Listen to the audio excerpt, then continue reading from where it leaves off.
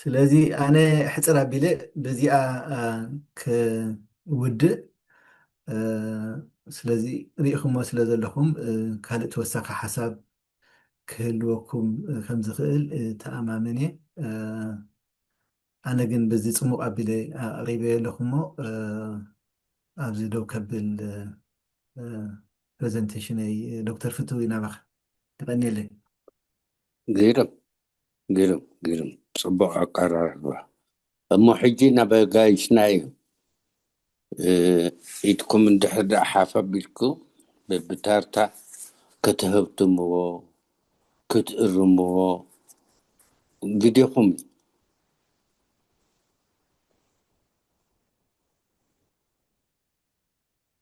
ኣየባሕ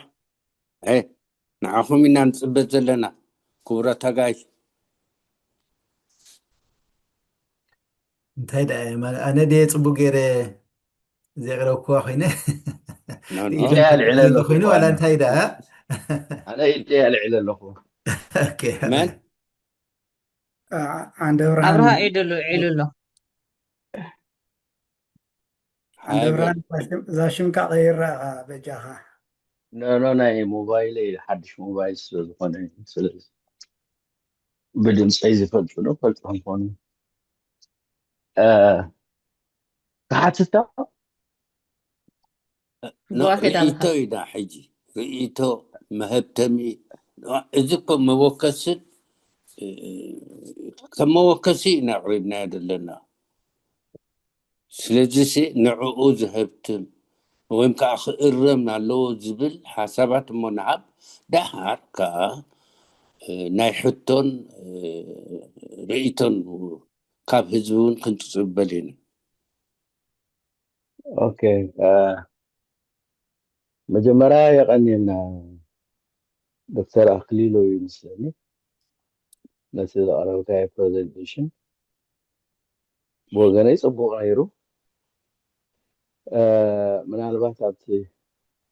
هنسات هاجر كنبل كلنا سي بعتي كابتليان جميرو أب صورة بزي جسرعات زغورو زلو جمير كان لها غير كايو أجس أتي هنسات هاجر زبال قدم هاجر مقام قدم state formation كما تسايك قدمي نايتيلان colonization كا هنسات هاجر رايكون زمالة انتاي دا أبا هاجر نعوز تقومو institutions infrastructures غيرو زمزمز نا هاجرو زماعبل سيوتي تاريخنا 10 شعة خفرة زمنا عالمنا من البات هاجر مسقوم كاغن اتي قديفو زخيد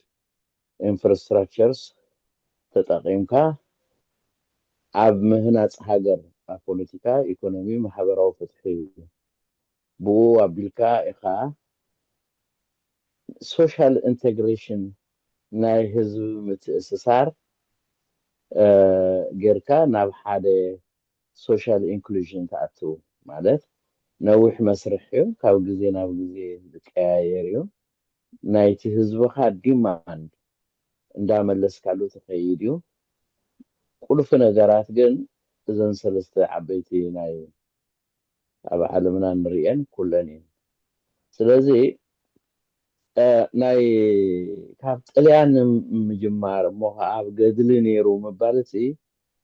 هاجر كي مسأو خلو نيشن بيولدينج نيرو يوخمي كان بالنقل أوزيس من الوقت داقم قمت سنت تجاور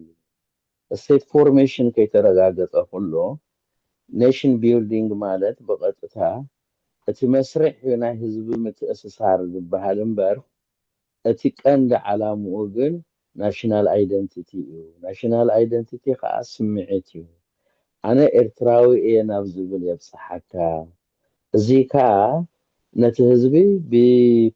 political economy and social justice كترغاغصلو خلخايو هاجرالات نزبل ازي انت دا ازي رغاغيتكا نتسب كتتأسسوا يتخيلون قبل من زي المتأسسر متأسسر يقولون سلازي تقيس كان حقي بتي مودعتا جن ناتي رئيتو نيشن بيلدينج قدمي ሃገር ምቋም ስለዘይመጽእ ስለዘይረጋገጽ ሃገር ምስ መፀት ዘሎ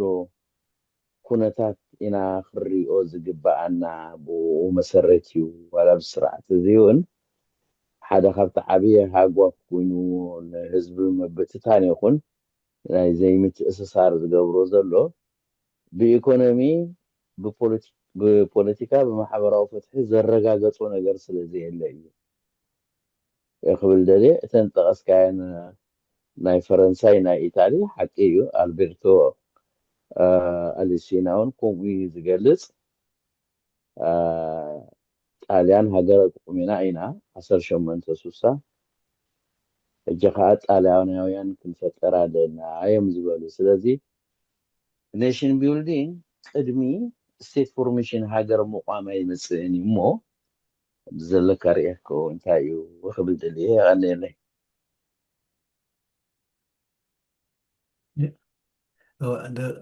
دكتور فتوي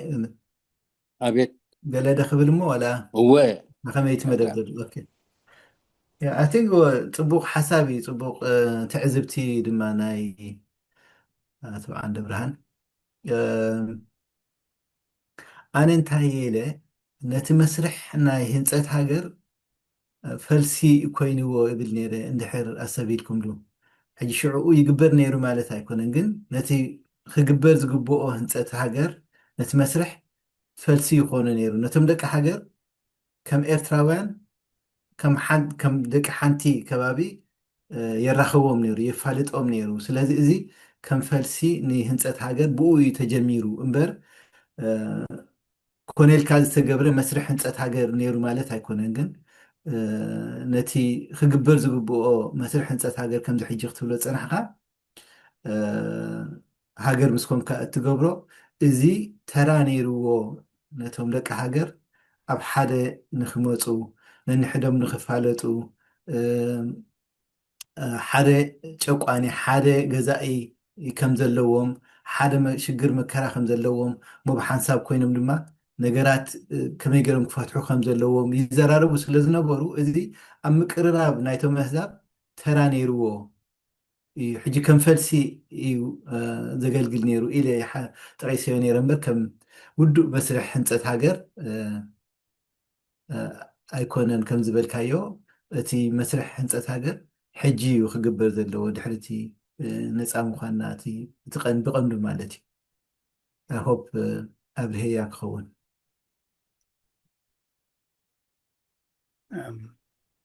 ሓፍ ዝበለት ኢዳ ኣላ ናይ ፕሮፌሰር ኪዳነ መንግስታት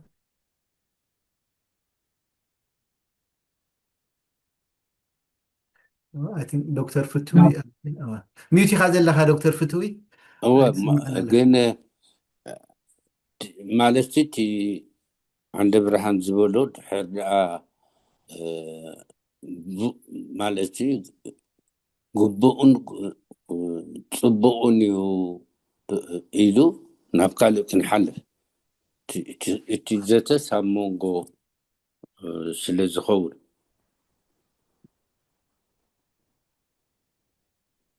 عند برهان أبي ፕሮፌሰር ኪዳነ ይሓፍ ኣቢሉ ዘሎ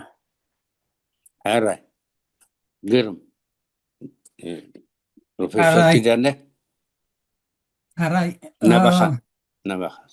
نقعد حنا سخر دحاني اب كان قعد حنا صنعها بومبر نتفقد الله سي حانتي كومنتن مساخ حتى الجباب بلن محاتتكو زخنا خوين ناتي كومنتن دا نيشن بيلدين أنا قاعد هنصات هاجر تبل ترجم لك كويناي تسمعنا مخنياتو متمار بهرات مبالك ومبر هنصات هاجرس قفح زبالة خوين سمعني خابي نيشن بيلدين العالي زخنا خوينو إرترا كابتن كم تثيري ناي نيشن بيلدين بو مسارات كن كيد كلنا نيشن بيلدين successful نيشن بيلدين نمقبار كابتن بزح صقم زلون هاجرات كتكون تخيليا زخانتاي مالتيو تشعات بهرات هالوانا نبل إذا تشعات بهرات كأب من البات بزي كابلان كلن ناتهم نايتن بهرات أحواتهم قربا بتعدنا عداتنا زلوا حزب اللون مالتين أبنت بهرة الجنيا بتقرأ اللو بهرة كناما بهرة عفار كله أب إثيوبيا اللو كالوت وين دارب تقرأ قال السودان كومتات زتماقا قليت حزبنا حجزن حزبان زتماقا قلي أب كل سلسة عدتات زتماقا قلي زلوان عدتات نشن بيلدن مقبر يسقماي زبلتي تيوري ناي نيشن بيلدين زسقملو مخنيات كانتا حدا خابتي بزحلو مخنيات سلامتاي كم زسقما زن عدتات زين كم زمسل عدتات اتحادي اتي حزبان تمقاقيلو سلازلو ناي لويالتي سقمات كلو نخيلي نابنت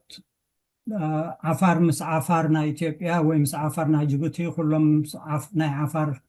هاجر مسرات زبل علامة خلوهم يخيل سلازيتي لويالتي زلوهم نابي إرترا قرب تلحلحي خيل مالتي تنكالتون كلن كونن سلازيسي إرترا تشتعات بهرنتا انت واحدة شومونت أبقربا بيتن تماغيل زلو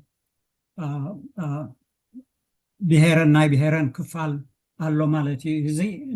ناشن بيلدين أتقامي إيو كتقامي خيليو زبل تياري إزالو ناي ناشن بيلدين مقدمة كأبناي حالفة صومن زر أنا يو presentation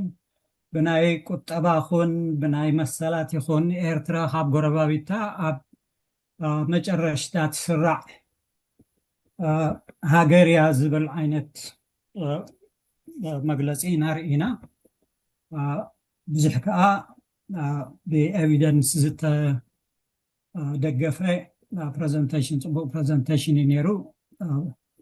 سلازس أنتاي خونا اللو مالتي خمس زرعني بتحدي ناشن بيلدين كتقبر إيرترا بتهزبا أبزان تشعت بهرات انتو حدثي شومان بيلان قديفكا ولا بيلان كمان أقوى اللو بإثيوبيا رحق إلى ميام قد دوب شيراي قوبرن يا منبر زتمغا على إيت بهرات نا إيرترا أب قربا بالتعددات زتمغا على بناي كتابان بناي مثلا كأخمتي برزنتيشن ناي حلفة سومن بتعمل زتداخمي أبجرا زلوي جن بتحدو جن كأقلبت إلنا ناي إيرترا ناي بهرات نتحقق عفوي دما نتصنو بارك نريو خلنا إيرترا خابتنز حاشا خوينات سمعني مهنياتوس ناي إثيوبيا ناي بهرات أقام نريو لنا ناي سودان كومو سوماليا كومو ولا قا بهرات انتزيب اللون كلانس انتخونو ولا مسبع الكينيا قال مرن بحرر إنا خمانتي أمونغو بهرات زولو زي مكداون مقريش أون قلنسي درقاب إرتراز زحاشا خويني يمثل تو حدا كوم عينة رئي طلع حجس باتي ناي كتابان ناي مسلات جرا باتي تأقام زفتر كأ نبيهر ناي ناشن بيلدين تأقام زفتر كأ أبي إرترا خبت زعاب اندحر خوينو نابنت شمونت خبت الشعات بهراتنا زتماغا على اندحر خوينو كمانا زتماغا على رشا زلو وعدي لنا وكبابنا سلازس زي تأقامات زي بؤنت أركن رياء خلنا ناشن بيلديننا إيرتراس سلمتايو أمونغو بهراتنا كل عزخوني قريتشتاتن كستاين زيلي انتايو زحق زازولوني إيرترا أمونغو بهراتا كل عزخوني قريتشتات زي فتارسي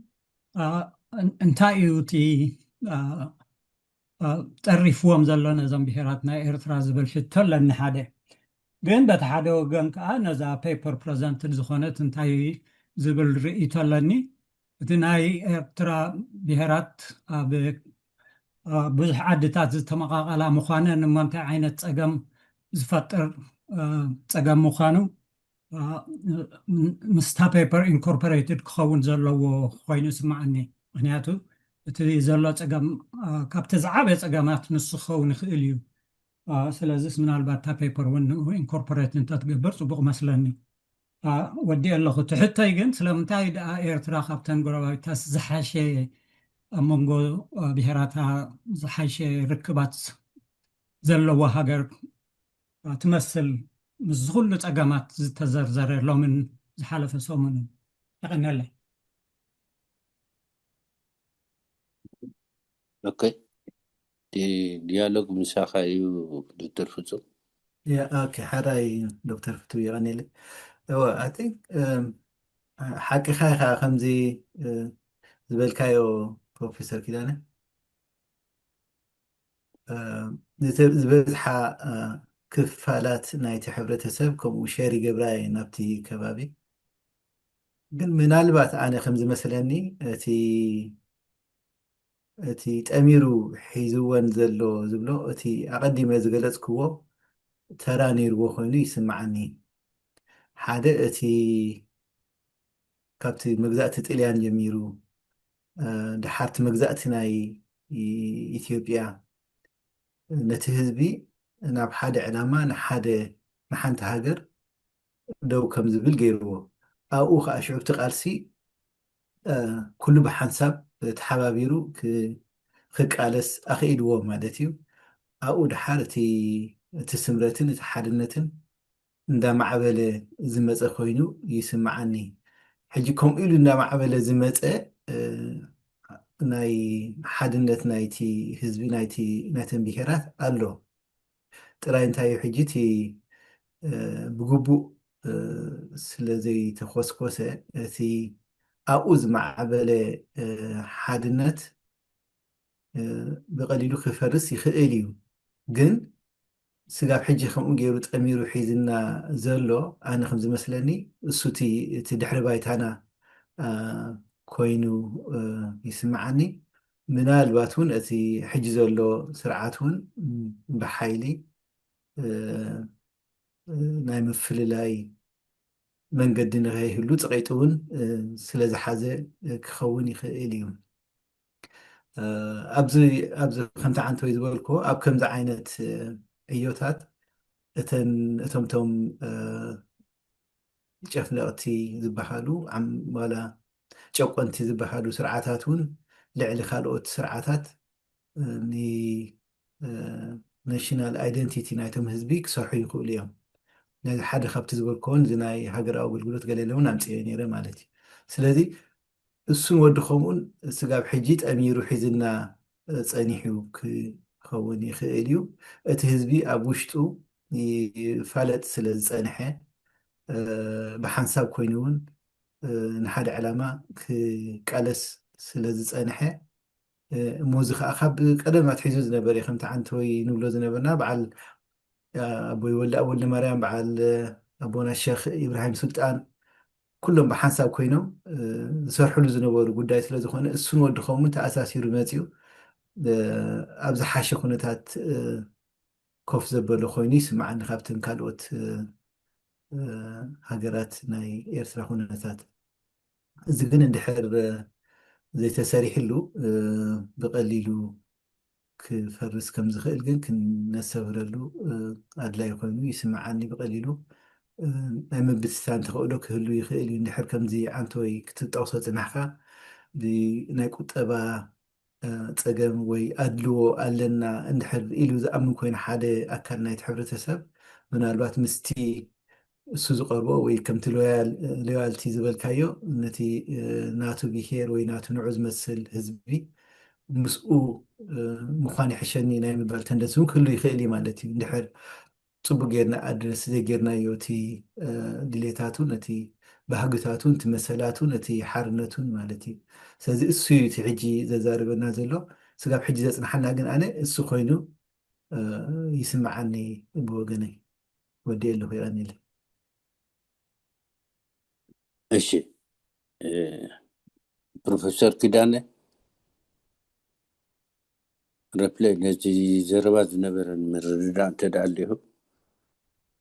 زترفين عبالات أدر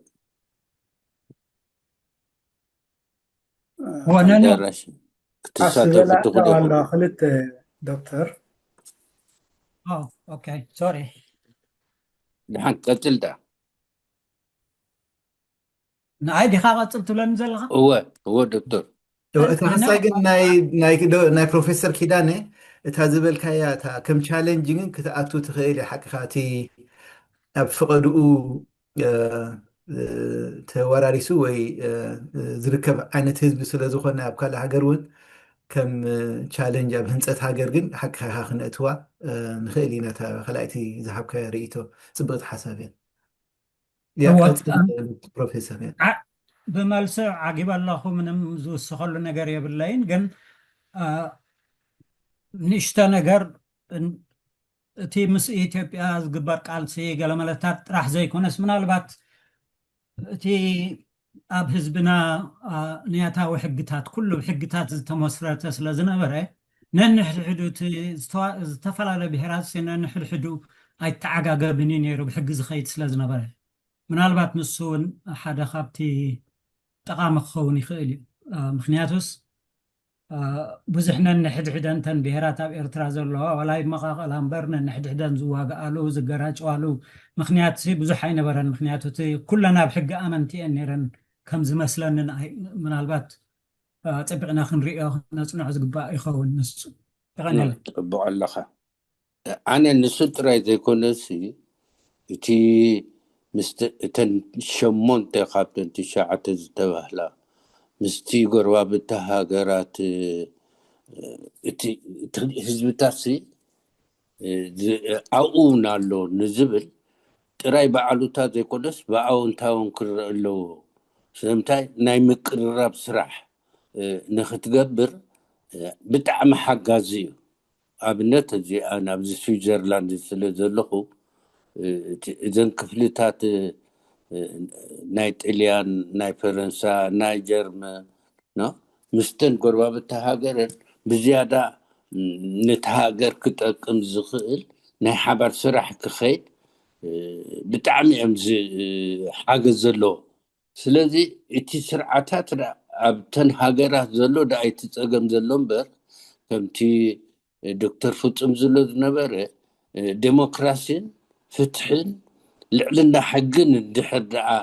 ኣብ ኩለን ተን ሃገራት ኣለዩ እዚ ክፍሊ ሃገራት ኣብ ኩሉ ምህላው ነቲ ምዕባለን ሓቢርካ ናይ ምንባርን ኣብ ሓጋዚ ክኸውን ይኽእል እዩ ዝብል እምነት ኣለና ኣነ ብወገናይ እንታይ ትብል ፕሮፌሰር ኪዳነ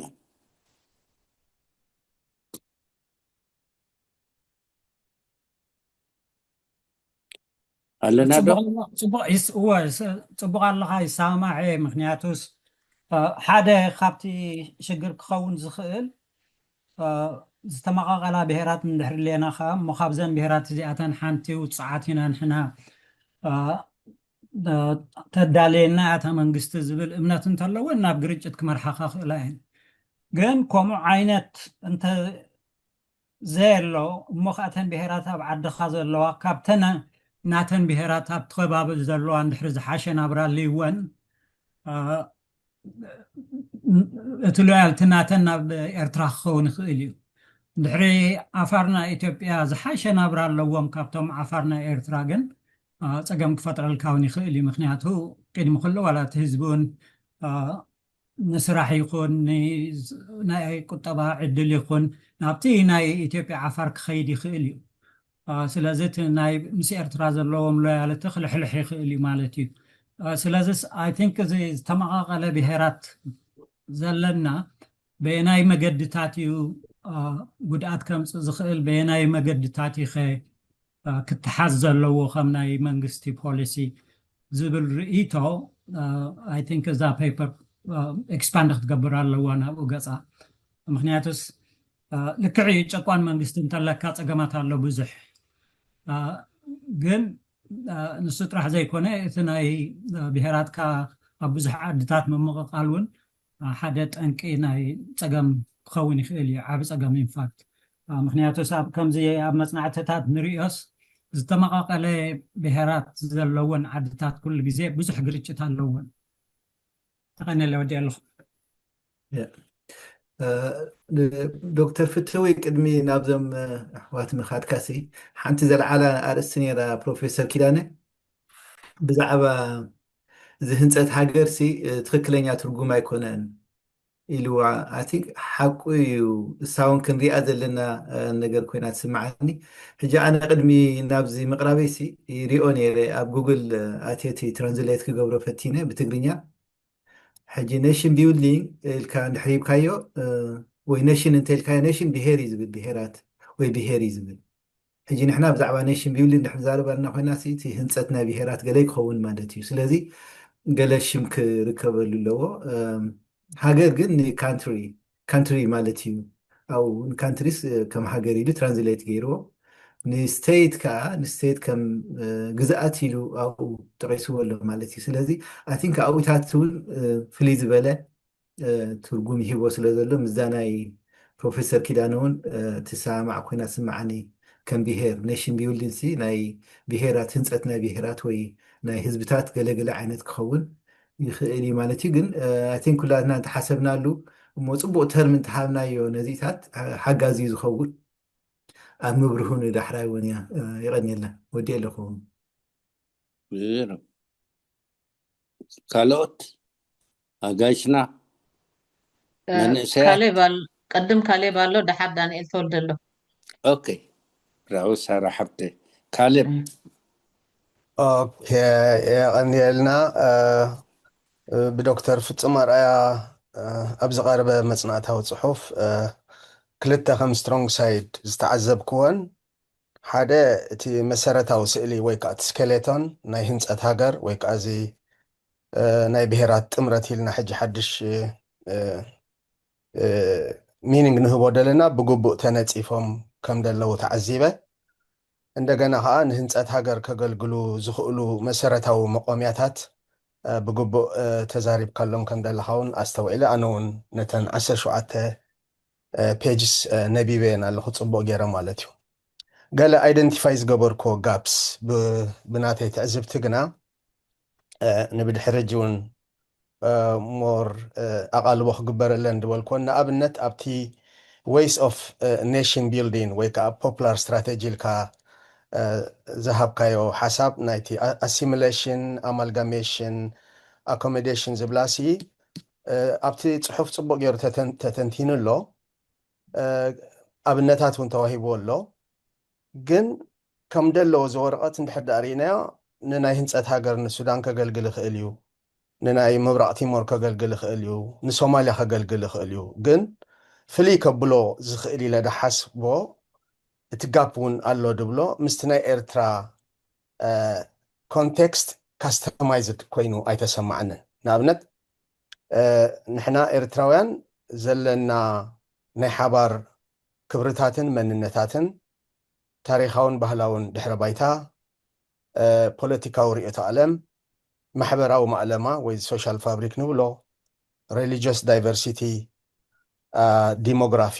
ፖፕሌሽን ጂኦግራፊ ሎኬሽን በዚ መጠን እዚ ተራእዩሲ ንዓናስ ኣሲሚሌሽን እዩ ዘዋፅኣና ወይ ኣማልጋሜሽን እዩ ዘውፅኣና ወይ ኣኮሞዴሽን ወይ ከዓ ሃይብሪድ እዩ ዘዋፅኣና ተባሂሉ ብመፅናዕቲ ዝተደገፈ ሪኮመንዴሽን እንተዝቕመጥ ዝያዳ ነቲ ፅሑፍ መህብቶም ወይ ሓስብ ማለት እዩ ካልእ ጋፕ ዝረኣኹሉ ኣብቲ ወረቐት ከም ደለዎ ከምቲ ዓንተ ወልኮ ፅቡቅ ንህንፀት ሃገር ከገልግሉ ዝኽእሉ መሰረታዊን መቆምያታት ተገሊፆም ኣለው ግን እንታይ ድወሓዶም ኮይኑ ተሰሚዕኒ ኣትኦል እውን ዘይተጠቐሱ ሞዴልስ ኣልተርናቲቭ ሞዴልስ ንኣብነት ሕጂ ህዝባዊ ግንባር ነቲ ህንፀት ሃገር ከበግሶ ከሎስ ናይ ሲንጋፖር ሞዴል እዩ ተበጊሱ ገይርዎ ድዩ ኣይግበሮን ንኩልና ንፁር እዩ ሶ እንታይ ሞዴል ኢኻ ከም ኣልተርናቲቭ ከተቐምጥ እትኽእል ቤዝድ ኣብቲ ዝተገብረ መፅናዕቲ ሕጂ ብዙሕ ሞዴላት ኣለውና ዋላ ናይ ሩዋንዳ እንድሕር ወሲድናሲ ሩዋንዳ ሲቪክ ናሽናሊዝም ኤትኒክ ናሽናሊዝም ዘይኮነስ ከምቲ ኩሉ ግዜ ንብሎ ኤርትራሲ ናይ መንነት ሃገር ደይኮነሲ ናይ ዜግነት ሃገር እያ ኢና ንብል ስለዚ ሩዋንዳውያን ዝተጠቀሙሉ ሲቪክ ናሽናሊዝም and developmental state ማለት ሄቪሊ ኣብ ትሕቲ ቅርፂ ናይ ትምህርቲ ናይ ጥዕና ከምኡ ድማ ኣብ ቴክኖሎጂ ኣፀቢቖም እዮም in the last 30 years ሰሪሖም ሕጂ ንሕና ምስ ሩዋንዳ ብዙሕ ዘመሳሰለና ናይ ፖፑሌሽን ሳይዝ ኣለና እኳ ደኣ ሩዋንዳውያን ዘይብሎም ክልተ ዓበይቲ ናይ ባሕሪ ፀጋታት ኣለና ሕጂ ካብቲ ብምክንያት እቲ ስርዓት ዝተኸተሎ ናይ ኩናት ተኽታኽን ፖሊሲታት ካብቲ ዲቨሎፕመንታል ዝበሃል ወይ ምዕባለታት ዝበሃል ተቆሪፅና ኢና ዘለና ሶ ምዝ ዘፅናዕካዮ ፅሑፋሲ ኣብ ምንታይ ኢና ኣንላይን ክንገብር ንኽእል ኣብ ናይ ሩዋንዳ ሞዴል ዲና ኣብ ናይ በዓል ሲንጋፖር ሞዴል ዲና ሲንጋፖር ሕጂ አንቶ ይሪኦ ነይረ ልክዕ ከምቲ ናይ ሩዋንዳ ሲቲዘንሽፕ ሞዴል ኮይኑ ኢኮኖሚክ ናቶም ፕሮስፐሪቲ ኣብ ሰርቪስ ቤዝድ እዩ ናይ በዓል ሳውስ ኮርያ ተወሲድናዮ ኣብ ቴክኖሎጂ ኣብ ኢንዳስትሪ ኣብ ኣውቶ ኢንዳስትሪ ከዓ ዊዝ ኤምፋሲስ ማለት እዩ ፕላስ ኣብ ሲንጋፖር ሓደ ተኸተሎ ህንፀት ሃገር ክብገሱ ከለዉ ሩል ኦፍ ሎው እዩ ዜሮ ኮራፕሽን ሲስተም ዳርጋ ነቲ ኮራፕሽን ሲ ተቃሊሶም እዮም ሕጂ በዚ መፅናዕቲ ዝገበርካያሲ ኣበይ ናይ ሞዴል ኢና ኣንላይን ንገብር ሓደ ወይ ሃይብሪድ ክኸውን ይኽእል ወይ ከዓ ምስ ገለ ኣንላይን ዝገብር ሞዴል ብዙሕ ክጥቀስ ኣይረኣኹን ሰናርዮ ድማ ንኣብነት ስትሮንግ ስቴት ፈርስት ዲና ኤርትራ መጀመርታ ዲና ንብል መጀመርታ ዲሞክራታይዜሽን ፈርስት ዲና ንብል ናይ በዓል ጋናን ሳውዝ ኣፍሪቃን ኣብነት ተወሲድና ወይ ድማ ከም ናይ በዓል እስራኤል ዳያስፖራ ድሪቨን ኔሽን ቢልዲንግ ዲና ክንወስድ እቲ ሰናርዮታት እውን ብዙሕ ክጥቀስ ኣይረኣኽዎን ምስኡ ዝኸይድ ኣብነታት ኤግዛምፕልስ ሕጂ ኣብ መናፂርካሲ እቲ ወረቐት ተፀኒዑ ዘሎ ዝንዝን እዩ መመናፀሪ ሓሳባት ሞዴላት ክጥቀሱ ኤግዛምፕላት ክጥቀሱ ሰናርዮታት ከዓ ክጥቀሱ ናይዞም ሕጂ ዝበልኩኻ ኣገዳሲ ይመስለኒ ካልእ ከም ሓንቲ ሕቶ ንዓኻ ሓተካ ዝደሊ ናይ መወዳእታ ግና እዚ ዝቐረበ መፅናዕቲ ሲ ካብቲ ብህዝባዊ ግንባር ዝቐረበ ህንፀት ሃገር አንተ እውን ፅቡቕ መመናፀሪ ሓሳብ ትጠቅስ ነርካ ግን ህዝባዊ ግንባር ክብገስ ከሎ መጀመርታ ህንፀት ሃገር ኢሉ ዘበገሶ ሓደ 5-6 ነጥብታት ኣለዋ ተንቀንዲ ኢሎም ኩሉ ግዜ ደጋግሞ ናብቲ ፕሮፓጋንዳ እውን ናብቲ ፖለቲካዊ ቀይድታቶም ግን ሓደ እቲ ሲቪክ ናሽናሊዝም ኤርትራስ ናይ መንነት ዘይኮነት ናይ ዜግነት ሃገር እያ ይብሉ እዮም ካልኣይ እቲ ሰልፍ ሪላያንስ ፖሊሲ እቲ ርእሰ ሙርኮሳ ዝብል እዚ ከም ሓደ ኮር ፕሪንስፕል ናይቲ ቁጠባ እዩ ዝሓለፈ እዋን ኣብ ዘተመዛኑን ፅቡቅ ጌርና ተዛሪብናሉ ነርና ሳልሳይ እቲ ሶሻል ኢንተግሬሽን እዩ እቲ ሃገራዊ ኣገልግሎት ብሳዋ ዝተበገሰ ብማእቶት ወርሳይ ከኣሎ ካምፔይን ፌስቲቫላት ኣብ ሙሉእ ሃገር ሲቪክ ኤንድ ኮሚኒቲ ቤዝድ ኣክቲቪቲ ኣብ ሙሉእ ሃገር ካብ ቦሎኛ ጀሚርካ ቅድሚ ናፅነትን ድሕሪ ናፅነትን ነዚ ንወዲ ከምዝን እንዳገበሩ ነቲ ሶሻል ኢንተግሬሽን ይሰርሕሉ ኣለዉ እቲ ውፅኢቱ ንዓና ይግደፍ ማለት እዩ ክንፈላለ ንኽእል ኢና ኣብቲ ውፅኢት ካልእ እቲ ሼርድ ሂስቶሪካል ናሬቲቭ ድብሎ እቲ ናይ ኤርትራ ኣይደንቲቲ ካብ ውሽጢ 30 ዓመት ኣይኮነን ተበጊሱ ካብ 4ታት ይጀሚሩ ግን ምስ ምምፃእ ናፅነት ኤርትራ ርእሳ ዝቓለት ሃገር ምስ ምዃና ግን ዓኺኹ እዩ ስለዚ ብመንፅር እቲ ዘቕረብካዮ መፅናዕትን ብመንፅር እቲ ናይ ህዝባዊ ግንባር ቁርብ ቻሌንጅ ዝገብር ሓሳባት ኣቐሚጥካሉ ኣለኻ ንኣብነት ቁጠባ የለን ቅዋም የለን ልዕልና ሕጊ የለን ዝብል ሓሳባት አንተ ትጠቅስ ነርካ ግን እዚ ዝቐረበ ወረቐትካስ ነቲ ብህዝባዊ ግንባር ዝተበገሰ ወይ መንግስቲ ኤርትራ ዘበገሶ ህንፀት ሃገርሲ ነቲ ዘሎ ጋብ ክሳዕ ክንደይ ከፅብብ ይኽእል ኢልካ ትሓስብ ይቐኒየለይ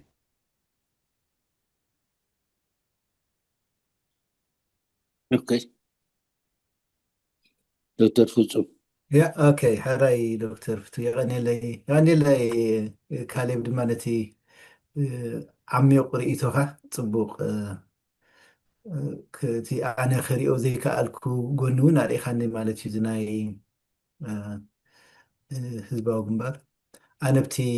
ዝነበረ ብረታዊ ቃልሲ እቲ ህዝቢ ናብ ሓደ ኣስሚሩ ከም መበገሲ ናይ ህንፀት ሃገር ክውሰድ ይከኣል እዩ ጥራይ ዝብል ክሳይ ነይሩኒ ግን ኣብቲ ከም ዝበልካዮ እቲ ናይ ፌስቲቫል ምግባር ንብሔራት እውን ኣፍልጦ ምሃብ ገለ ነገራት እሱ ኣካል ናይ ህንፀት ሃገር ክንወስዶ ንኽእልና ነቲ ህዝቢ ኣብ ምቅርራብ ዓብ ግደ ኣለዎ ምናልባት ኣብ ገለ ገሊኡ ግን እቲ ቁጠባን እቲ ህንፀት ሃገርን ምናልባት ከይተሓዋወሰና ቁሩብ ክሳይ ይገብር ምክንያቱ ኣብቲ ስቴት ቢልዲንግ እውን ኣለና ማለት እዩ ስቴት ቢልዲንግ ሕጂ እቲ ኢንስቲቱሽንስ ናይቲ መንግስቲ ወላ እቲ ቁጠባውን ድራይቭ ዝገብርዎ እሳቶም ገለገለ ዓይነት ኮይኑ ይስማዓኒ እዚ ግን ፒርሊ ኣብቲ መንጎቶም ህዛብ ዘሎ ርክብ ኣብ መንጎ ህዛብ ክግበር ዘለዎ ምጥምማር ጥራይ ፎከስ ገይረ ሰሪሐሉ እቲ ሕጂ እቲ ናይ ርእሰ ምርኮሳ ክንብል እንከለና ከም ፖሊሲ እቲ ዝኽተሎ እቲ መንግስቲ ኮይኑ ማለት እዩ እቲ ኣብ ምትግባሩ ድማ እተን ኢንስቲቱሽንስ ናይቲ መንግስቲ ይዋሳኣ ኣብኡ ድማ ሕጂ እቲ ስቴት ቢልዲንግ ነቲ መንግስቲ ዲና ንብሎ እቲ ግዝኣት ኣብኡ ይዋሳእ ማለት እዩ ኣነ ግን ሞር ኣብ እቲ ህዝቢ ፎካስ ገይረ ከም ዝበልካዮ ሕጂ እቲ ናይ ሞዴላት ናይ በዓል ሩዋንዳ ሳውዝ ኣፍሪቃ ገለመለ ከም መወከሲ ክንጥቀመሉ ፅቡቅ እዩ ከም ዝበልካዮ ኢንፋክት ኣብቲ ወረቐት እውን እንተቀሪቡስ ክድርዖ እዩ ነቲ ትሕሶ ማለት እዩ ምናልባት እቲ ድሕረ ባይታና ኣብ መንጎ ሩዋንዳን ኣብ መንጎ ኤርትራን ደቡብ ኣፍሪቃን ኤርትራን ፍልልያት ክህሉ ይኽእል ይኸውን ግን እቲ መሰረታዊ ኣገባብ ዝተኸተልዎ ንሕና እውን ክንጥቀመሉ ዝከኣል ኮይኑ ይስምዓኒ ብቐንዱ እቲ ዝበልካዮ ሕጂ እቲ ናይ ዜግነት ሃገር ምዃና እሱ ሕጂ ነቲ ሓድነት ናይቲ ህዝቢ እውን የስጥሞ እዩ ማለት እዩ ኣብ ክንዲ ኣብ ሓደ ወይ ኣብ ብሄራ ጥራይ ፋሕፋሕ ዝብል ምክንያቱ እሱ ንገዛእ ርእሱ እውን ንምምቕቓል ባብ ስለ ዝኸፍት ንምፍንጫሉ ባብ ስለ ዝኸፍት ኣብ ዜግነት ኢልካ ክትገብሮም ከለካ እቲ ዝሓሸ እዩ ምናልባት ኣነ እንታይ ፎካስ ገይረ እቲ ዲሞክራቲክ ኮይኑ እቶም ህዝብታት ኣብኣቶም የፎከስ ገይረ እቲ ምምሕዳራ ዲሞክራሲ ክኸውን ኣለዎ ምክንያቱ ግደ ናይቶም ዜጋታት ኣብኡ ምእንታን ክረአ ክንፀባረቕ ተሳትፎ ንክህልዎም ኢለ ርእቶ ሂበሉ ነይረ ማለት እዩ ከም ዝበልካ ግን ብዙሕ ዓይነት ሞዴልስ ገለ ክረኣዩ ክፍተሹ ይከኣል እዩ ሓቂ ኸኻ ክንድስሶም ዘለና ኮይኑ ይስምዓኒ ዋላ ሕጂ ከም ዝበልካ ናይ ጀርመን ናይ ጃፓን ኣብቲ ድሕሪ ካልኣይ ውግእ ዓለም እተን ሓያላት ሃገራት ነቲ ህንፀት ሃገር ከም እንደገና ከም ዝብረዝ ከም ዝክለስ ገይረንኦ ዳርጋ እውን ዝሓሸ ዓወት ረኪበናሉ ማለት እዩ እቲ ኣገባብ ስለዚ ናይቶም ዕዉታት ህንፀት ሃገር ዝገበሩ ንዕኦም ርኢኻ ምስቲ ሕብረተሰብናን ምስቲ ባህልናን ምስ ከባቢናን ኣዛሚድና ኣብኡ እንተእተናዮ ከም ዝበልካዮ ሓጋዚ ኮይኑ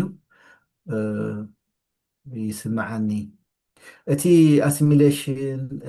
ኣኮሞዴሽን ገለገለ ኢልካ ርእቶ ዝሃብካሉ ግን ንሕና ሕጂ ኣብኡ ንዓና ንኤርትራ ዝሕሻስ እቲ ኣኮሞዴሽን እዩ ኢና ኢልና ወሲና ነርና ማለት እዩ ምክንያቱ እቲ ኣኮሞዴሽን ተፃዋርነት የርኢ ኣብ መንጎተን ብሄራት እውን ሪስፔክትን ኢንክሉሲቪቲ ስለ ዝህብ እሱ እቲ ዝሓሸ ክዓውቶ ዝኽእል ንህንፀት ሃገር ኣብ ኤርትራ ኢልና ኢና ገምጊምና ማለት እዩ እቲ ኣሲሚሌሽን ኣመልጋሜሽን ሕጂ ብዚ እዋን እዚ ክሰርሕ እዩ ዝብል እምንቶ የብልናን እቲ ግን ዝሓሸ ኮይኑ ረኪብናዮ ማለት እዩ ካልእ ኣይ ቲንክ ሳተን ነይረን መስለኒ ተን ርኢቶ ቀሪበን ዝነበራ መሊሰን ክኸውን ተስፋ ገብር እንድሕር ካልኦት ብፆት ንካለብ እቲ ኮንፍሮንቴሽን ካለብ እቲ ዝተዋሃበ መልሲ ይዕጊቡ ዶ ምናልባት ፅቡቅ እንዲኻ ቀሚጥካየን እቲ ዝቀረበ ሕጅታ ናይ ኣኮሞዴሽን ኣነ እውን ተመሳሳሊ ሓሳብ እዩ ነይሩኒ ግን ኣብቲ ወረቐት እንተዘይተጋጌሲ ንሕና በዝገበርናዮ መፅናዕትስ ኣኮሞዴሽን ይሓይሽ ዝብል ብዙሕ ኣየንበብኩን ምናልባት ሚስ ጌርያ ከይኮን ግን ትክፍት ኣላትኒ ካልእ ግን እንታደቕረብክዋ እዚ ዝቐረበ መፅናዕታዊ ፅሑፍካሲ ነቲ በብእዋኑ ክግበር ፀንሐ ፈተነ ናይ ህንፀት ሃገር ብመንግስቲ ኤርትራስ ነቲ ዘሎ ጋብ ርኢኻስ ጋብ ክንደይ ኮንትሪቢሽን ኣለዎ ትብል ወረቐትካ ምክንያቱ አንተወይ ዶክተር ኪዳነ እንተዘይተጋጌ ሓደ ኣብዚ ዞባናስ ክልተ ዓበይቲ ሃገራት ይፈርሳ ኣለዋ ሱዳንን ኢትዮጵያን ቨርስስ ኤርትራ ብፖፑሌሽን ብቁጠባ ብብዙሕ ዳርጋ ዘይትዳረገን ክነሳ ከዓ ስትሮንግሊ ኮይና ኣላ እንታይ እቲ ሚስጥር ኢልና አንተወይ ክንርኢ ከለና ምናልባት ኣነ ከም ናተይ ውልቃዊ ትዕዝብቲ እቲ መንግስቲ ኤርትራ ዘብገሶ ሲቪክ ናሽናሊዝም ኣብ መንነት ኣቲና ነርና ተነኹን ክንደይ ዲስትራክሽን ምስተፈጥረ መስለኒ ዝሓስብ ግን ኣብ ክንዲ ኣብ መንነት ኣብ ቫልዩስ ኣብ ክብርታት ዘተኮረ ሕውነትን ሓድነትን ፍትሕን ዘቆመ ዘማእከለ ናሽናሊዝም ድሕዳ ሃኒፅካ ግን ውሕስ ገብሮ እዚ ንሪኦ ዘለና ንሪኢ ኣለና ኣብ ኢትዮጵያ ዘሎ ኢትኒክ ፌደራሊዝም ክሳዕ ክንደይ ተባሪዑ ዘይጠፍእ ሓው እንዳኾነ ምናልባት ኔክስት ዩጎዝላቪያ ናይ ምዃን ተኽእሎ እውን ይረአያ ኣሎ እሞ ብመንፅር እዚ ዘቐረብካዮ ፅሑፍሲ ክሳዕ ክንደይ ኮንትሪቢሽን ኣለዎ ኢልካ ትሓስብ ታንኪዩ ያ ፎሹር ትክክል ኣለካ ካሌብ ጥቅስ ኣቢልያ ነይራ ኣብቲ ዝሃብኳ መልሲ ነቲ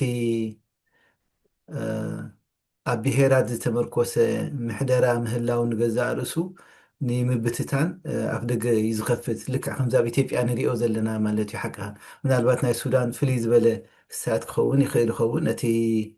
እቲ ኢንክሉዥን እቲ ገለ መለታት ገለ ስለ ዘይነበረ እዩ ክኸውን ዝኽእል እቲ ኣሊኔሽን ገለ ስለ ዝነበረ ተወጊድና ኣለና ዝብሉ ሓይልታት ነቲ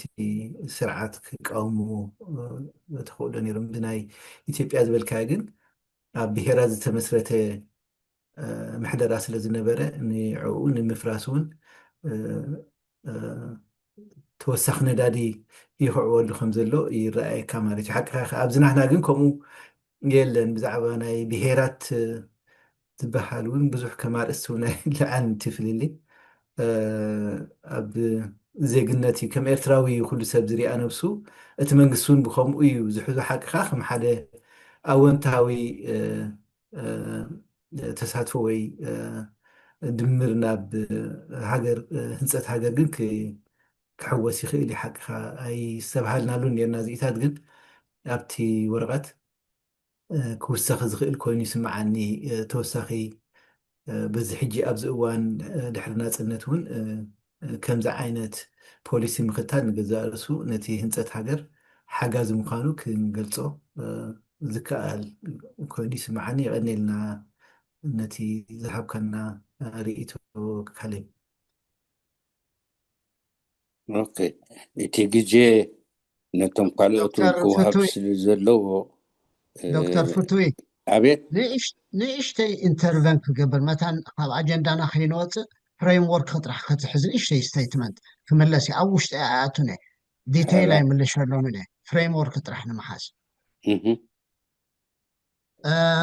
ዝቐርባ ዘለዋ ነጥበታት ብጣዕሚ ኢምፖርታንት እዮም ኩለን ኣገደስቲ ኮይነን ረኺብናየን እሞ ብወገንና ዝነበረና ኣባጋግሳ ክንሕብረኩም እቲ ሓጓፋት ኣሎ ዝበሃል ዘሎ እንታይ እዩ ንዕኡ ዝፈጠረ ነዚ ሓጓፋት ኢልኩም ተልዕልዎ ዘለኹም መጀመርያ ሓበራዊ ርድኢት ኣብ ደንበ ተቃውሞ ንፍጠር ትብል እያ እዛ ዘ ኮንሰፕት ናይ ኔሽን ቢልዲንግ ትብል ብእንግሊዝያ ብዙሕ ግዜ ልምትሞ ከም ዘላታ ሽም ኣይንቀይረላ ናብ ትግኛ ክንቀይራ እንተፈቲና ዘይምርርዳእ ከይፈጥር ንግዚኡ ብኔሽን ቢልዲንግ ንሓዛ ኢልና እምበር ዶክተር ፍፁም እውን ዓሰር ብዙሕ ግዜ ነዚኣ ዘይንቀይራ እንዳበለ ኣብኡ ክሳይ ገይሩና ነይሩ እዩ ስለዚ እዚኣ ክትርድኡና ዳሕራይ መዓልቲ ኩልና ብሓባር ኮይና ዝሓሸት ስም ብትግርኛ ክንደልየላ ኢና ሕጂ ግን እቲ መብዛሕትኡ መፅናዕቲ ተገይሩ ዘሎ ምርምር ዘሎ ብኔሽን ቢልዲንግ ዝብል ኣብ እንግሊዝ ዘሎ ፅሑፋት ስለ ዝኾነ ሲ ንግዜኡ ከምኡ ጌርና ንሓዛ ስለ ዝበልና ኢና እምበር ትጥረም ዘለዋ ምዃኑ ይርዳእና እዩ ቀዳመይቲ ናብኣ ኣተኪርና ሕጂ ርእቶ እንተዘይሃብና ይሓይሽ እንዳመሓየሽና ይኹን ከይት ክንደሊ ከለናስ ክትመሓየሽ ምዃና ኩሉና ክንርዳእ ካልኣይቲ ደንበ ተቃውሞ ዝተፈላለየ ርእቶ ኣለና ኦር ኤልስ እንተዘይብልና ከዓኒ ኣብ ሓደ ምህላውና ኣይረጋገፅናን ስለዚ ኣብቲ ኮንሴፕሽዋል ፍሬምወርክ ጥራሕ መጀመርታ ነድህብ ኣብ ኮንሴፕሽዋል ፍሬምወርክ ከምቲ ዓንተወይ ቃሌብ ፅቡቅ ገይሩ ዝገልፀን ዝነበረ እተን መቆሚያታት እተን መሰረታዊ መቆሚያታት እንታይ እየን ንትግባርኡ ዘገልግላ ነገራት እንታይ እየን ዝብላ ኣብተን ዓበይቲ እቲ ኮንሰፕት ኣብኡ ኢና ቅድም ከነድህብ ስለዚ ምስቶም ክኢላታት ዝበሃሉ ኣብኡ እንተዳ ኣብቲ ኮንሴፕሽዋል ፍሬምወርክ ተረዳዲእና ብድሕሪኡ ናሽናል ፕሮግራም ክስራሕ ክድሊ ከሎ ዲቴይል ኣብኡ ክንኣቱ ኢና ኣብቲ ኮንሴፕሽዋል ፍሬምወርክ ዝተሰማማዕናሉ ንኣብነት እዛን ሕጂ ትብልዎን ዝነበርኩም ካብዘን ሰለስቲአን ሲ ዓይነት እያ ንኤርትራ ትኸውን የልናስ ኣብቲ ዲቴይልስ ተዘራሪብና ኢና ዋላ እዚ ስርዓት ዘካይዶ ዘሎ ኣየናይ እዩ ኣየናይ ኣይኮነን ነየናይ ይመስል ዝብል እውን ጌርና ኢና ካብቲ ዓለም ርዒሙ ተቐቢልዎ ዘሎ ዓበይቲ ግራንድ ስትራቴጂስ ግን እዘን ሰለስተ እታ ኣኮሞዴሽን እያ እታ ዩኒቲ ኢን ዳይቨርሲቲ ሓድነት ኣብ ብዙሕነት እያ ተድልየና ኢልና ግን ተረዳዲእና ኣላ ኢና ስለዚ ኣብቲ ኮንሴፕሽን ፍሬምወርክ ስለ ዘለና ካሌብ ብዙሕ ፅቡቅ ትዕዝብትታት ገይሩ ኣብቲ እሞ እዚ እንተደኣ ኮይኑ ከም ሃገር ብድሕሪኡ ከመይ ጌርና ኢና ናሽናል ዲቨሎፕመንት ፕሮግራም ንሰርሕ ንዝብል ኣብቲ ሞዴል ምእታው ኣብቲ ዲቴይልስ ናቱ ኣብቲ ኣማራፂታት ዘለዎ ዓይነት ኣማራፂታት እዮም ገለ ዝብሉ ድሓር ኢና ንኣትዎ ድሕሪ ዚ ኮንሴፕሽዋል ፍሬምወርክ ኢልና ዘቐመጥናዮ ጉዳይ ስለ ዝኾነ እዩ እሞ ሕጂ ምድዓልኩም እውን ፅቡቅ እዩ ኣብቲ ሰከንድ ፌዝ ምስኣተና ክሕግዘና ይኽእል እዩ ንናይ ሎሚ ግን ኣብቲ ኮንሴፕሽዋል ፍሬምወርክ ጥራሕ እንተነድህብ ዝሓሸ መስለኒ ግድነት ግን ኣይኮነን ሕጂ እውን እንተዳ ሂብኩም ከም ሓጓፍ እንዳረኣናዮ ክንከይድ ክንፅብፅቦ ዋላ ሓንቲ ፀገም የለን ክትርድኡልና ጥራሕ ኢልና ግን ነዚኣ የቐኒየለይ ኦኬ እቲ ቀንዲ ዝብልናዮ እዚ ዶኩመንት እዚ ከም መበገስን መወከስን ኢልና እንዲና ቅሪብናዮ ዘለና ሕጂ እንታይ ኢና ሓቲትና ነዞም ክቡራት ኣጋይሽና ምሁራት ኣካላት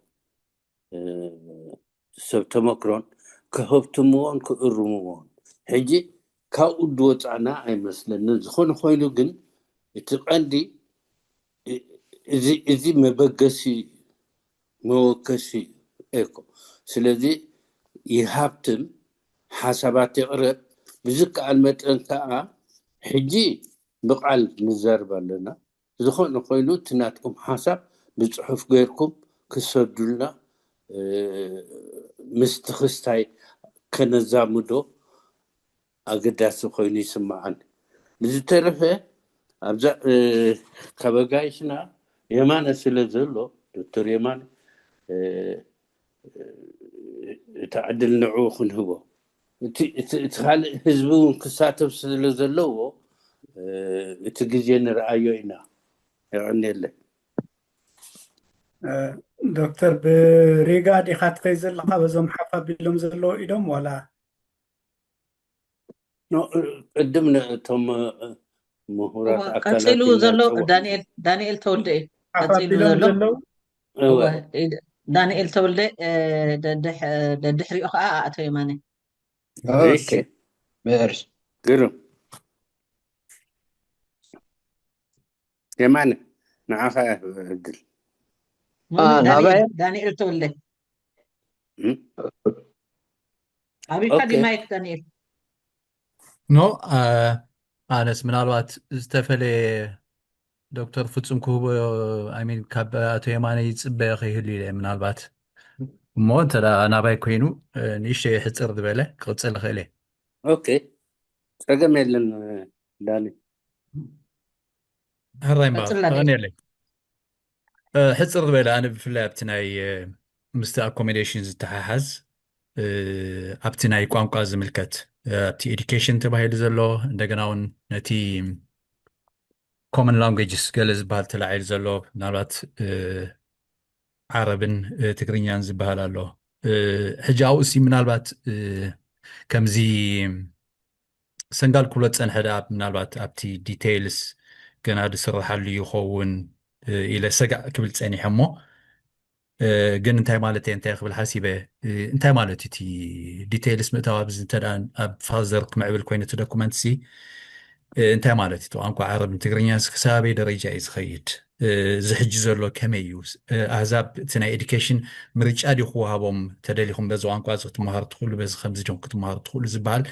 ዝያዳ ምናልባት ዲቴይል ክኣትዎ ዶ ይኽእል ከምዚ ናይ በዓል ካናዳ ተሞክሮ ንኣብነት ናይ ቋንቋ ፈረንሳይን እንግሊዝኛን ኣሎ ከም ኣማራፂ ይኸይድ ማለት እዩ ክሳብ መዓስ እዩ ዝኸይድ ብሓንሳብ ሳይድ ብሳይድ ይኸይድ ገለ ዝበሃል ምናልባት ዲቴይል የድልዮ ዶ ይኸውን እንደገና እውን ኣብቲ ናይ ቶም ካልኦት ቋንቋታት ቶም ናን ኮመን ዝበሃሉ ቋንቋታት ከ ምትብባዕ ይበሃል ኣሎ ይተባብዑ ዝበሃል ዘሎ እንታይ ማለት እዩ ምትብባዕ ዝበሃል እውን ዝያዳ ኣብቲ ፅሑፍ ምክንያቱ ዝሕቶታት እዚ ብዙሕ ክለዓል ስለተሰምዑ ከም ሰንጋል ክበሃል ፀንሐ እውን ናብቲ ናብ ሓደ ምምፃእ እውን ኣዝዩ ሓጋዚ ክኸውን መታንሲ ዝያዳ ዕሙቕ ዝበለ ዲቴይልስ የድልየና ዶ ይኸውን ንዝብል ሪኮመንዴሽን ከብ ኢለ እሞ ኣብዚኣ ደው ከብል ኣቐኒየለይ ነና قبول تراكمندش رأيته يا زي مسلمي اوكي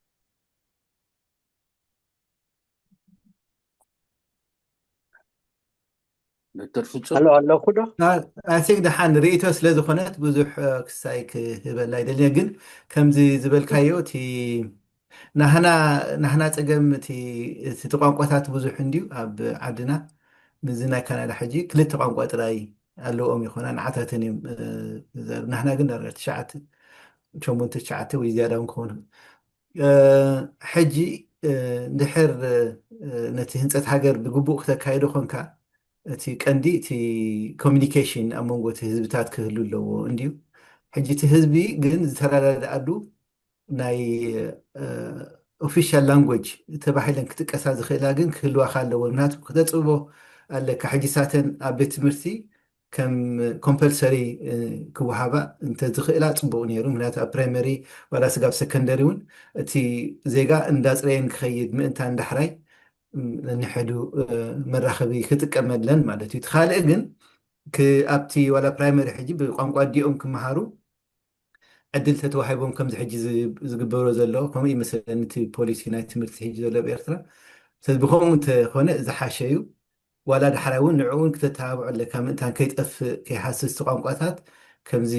ክበሃል ፀንሐ ሴሌብሬሽንስ ድዩ መፅናዕትታት እንዳገበርካ ድዩ እንዳተባብዕካ ነቶም ህዝቢ ባህሎምን ቋንቋኦምን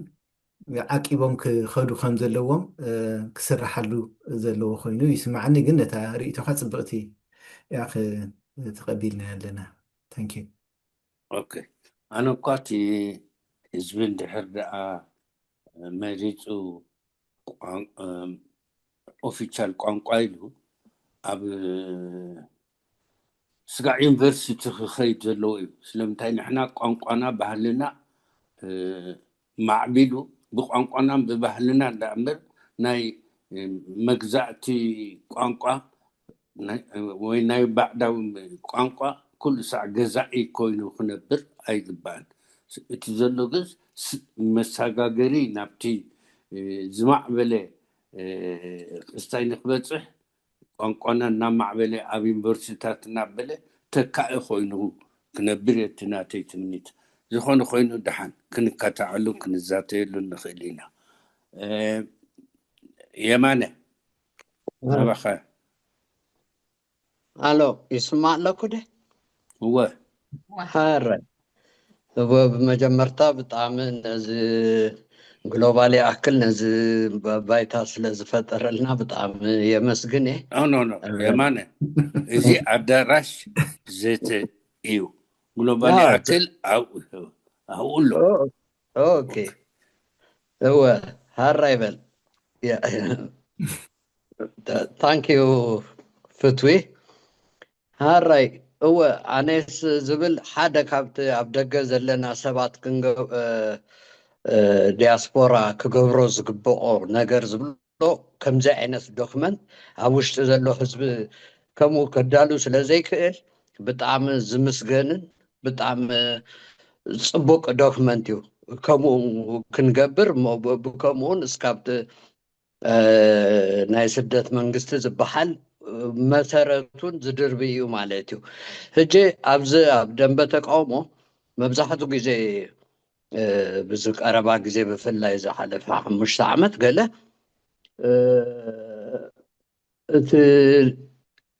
هاجر كم زكون ناون زترات أرومانسي أمالو هجي نت عند بوه دس سكابت ساعن شو عتن زنبرة جزس صبق مسمرو هيزو ولا ريفرندم كجبر قوام كمسرت إذا كله كم حجر كم عالم حانت حجر كوينة أبيلناس هجي زنك أحد أب منيش مهابز دنبتك أومو نداق ودلي متسلو ويدما مقرايو دما أبصاقا مالو مالتي وجه كمت زبحال زي روم بحانت معلتا ايتحانت أتن زبحال زي كله ناي بهيراتن ناي استفلالي عبي ارتران أبكال كبابيتات زلو حزبن تصاقب أب إرترا زيادة حلافنة زكون كابتوم كالوت زحاشو كوكونو لهم مالتيو جي كابتوم قروا بالتحقر زلو زحاشو ندهر كوينا ممو بحانت معلت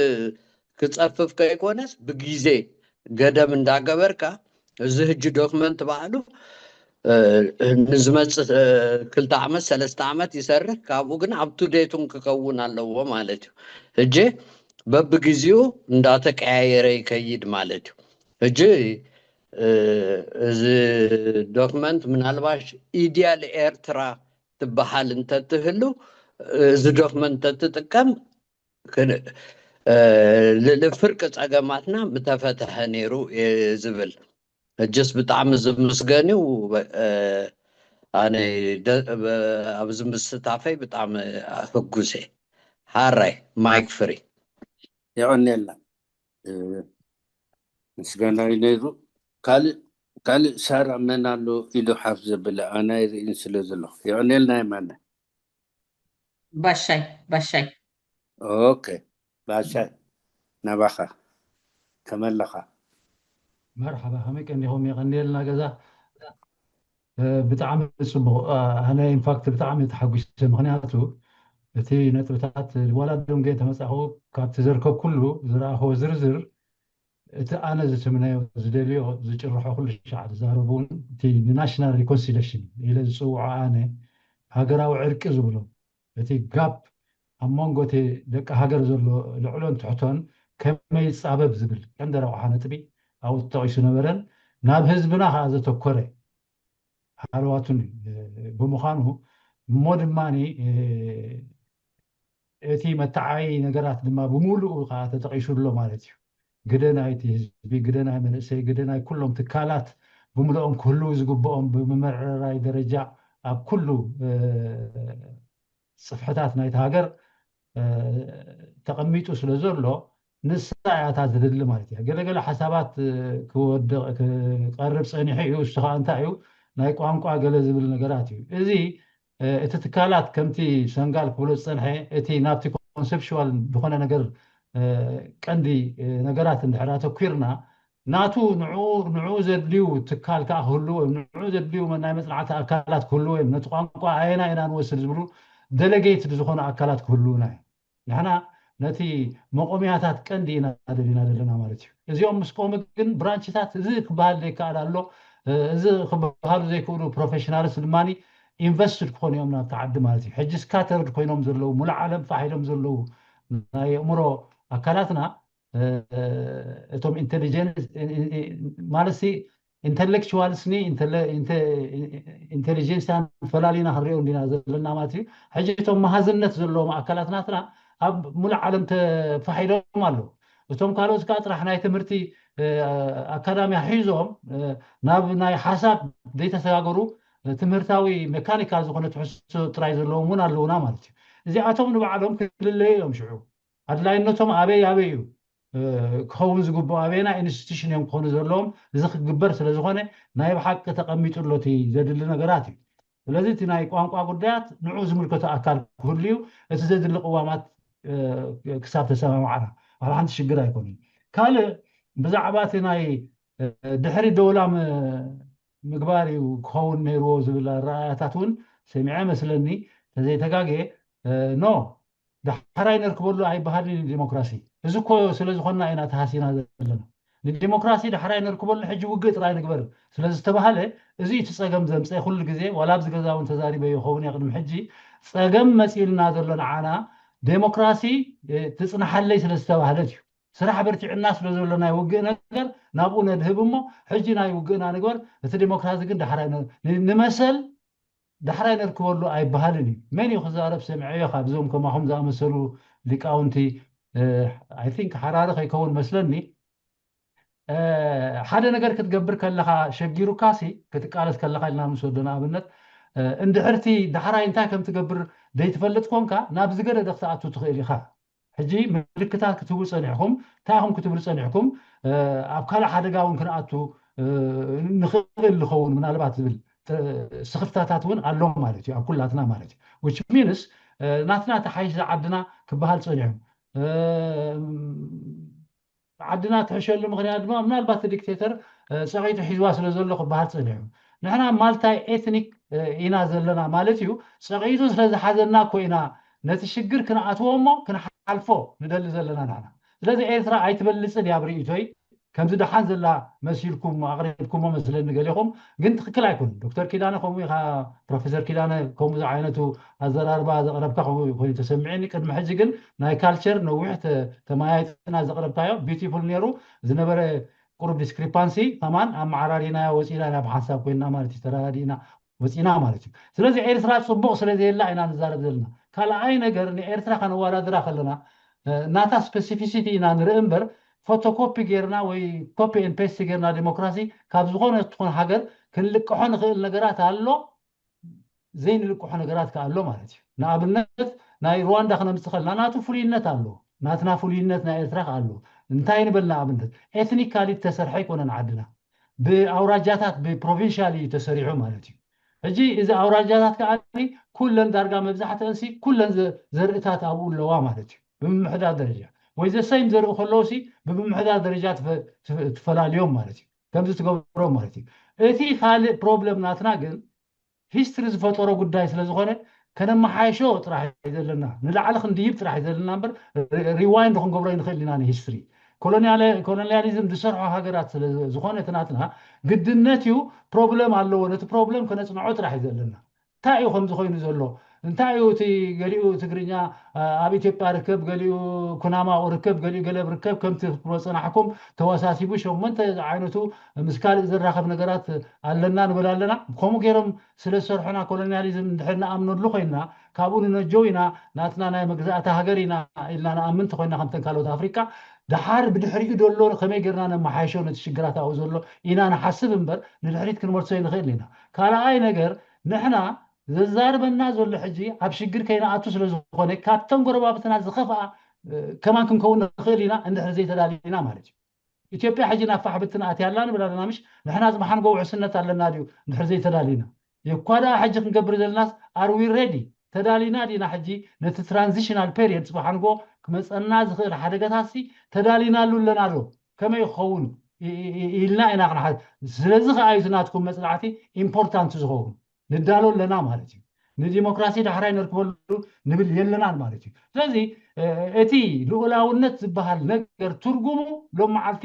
ክወሃብ ውዒሉ ማለት እዩ ብዝርዝር ተቐሚጡ ኣሎ ማለት በብዓበይቲ ነጥብታቱ ተቐሚጡ ኣሎ ምክንያቱ ልኡላውነት ጥራይቲ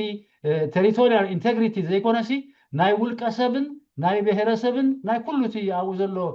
ክፍልታት ናይ ህዝብና ኣግእዞ ስለ ዝኾነ ማለት እዩ ነፃነት ስለ ዝኾነ ማለት እዩ ለዚ ምምዕራይ ናብራ እንተ ደኣ መፅኡ እሳ እታ ናሽናል ሪኮንሲሌሽን ዝበሃል ቨሪ ቢዩቲፉል ዝኾነ እንታይ ዝበሃል ኢና ምፅኢና ግን ከም ሕቶ ከቕርባ እንድሕር ኮይኑ ንሕና ሃለዋትና ከመይ ኣሎ በዚ ክበሃል ዝተዋሃበ ትምህርቲ ደረጃ ክንሪኦ ከለና ሲ እዚ ደንበ ተቃውሞና ሕጂ ኣብ ምንታይ ኩነታት ኣሎ ነዚ ንእሽተይ መብርሂ ክትበና እንተኽእልካ ዶክተር ፅቡቅ እዩ ማለት እዩ ኣነ ናተይ መግለፂ ኣለኒ ግን ንስኻ ከመይ ትሪኦ ንምባል ዝኣክል ይቀኒየለይ ኦኬ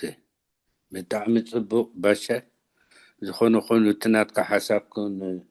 ድሕሪ ሓሳብ ናይ ዶክተር ፍፁም መሃብ እዩ ስለዚ ዶክተር ፍፁም ኮመንት መግበር ድሕራይና ባሻ ተመሊሱ ኸ እናቱ ሓሳብ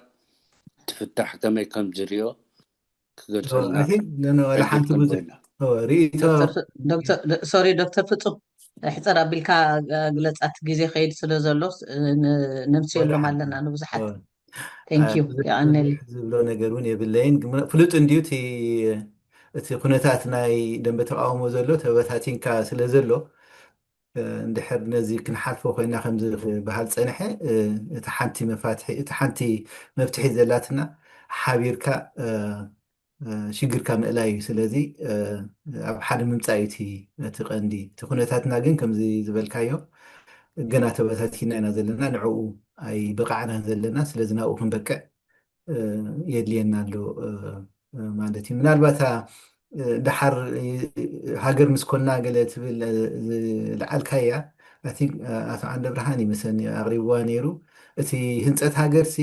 እቲ ሃገር ምስ ተመስረተት ዶ ክኸውን ኣይነበሮን ከመይ ገይሩ ካብ ናይ ጤልያንሲ ከም ህንፀት ሃገር ይውሰድ እንዲ ተዛሪብናላ ነርና ንዓ ምናልባት ነቲ ድሓር ይፅናሕ ገለገለ ኢሉ ዘይኮነ ግን እቲ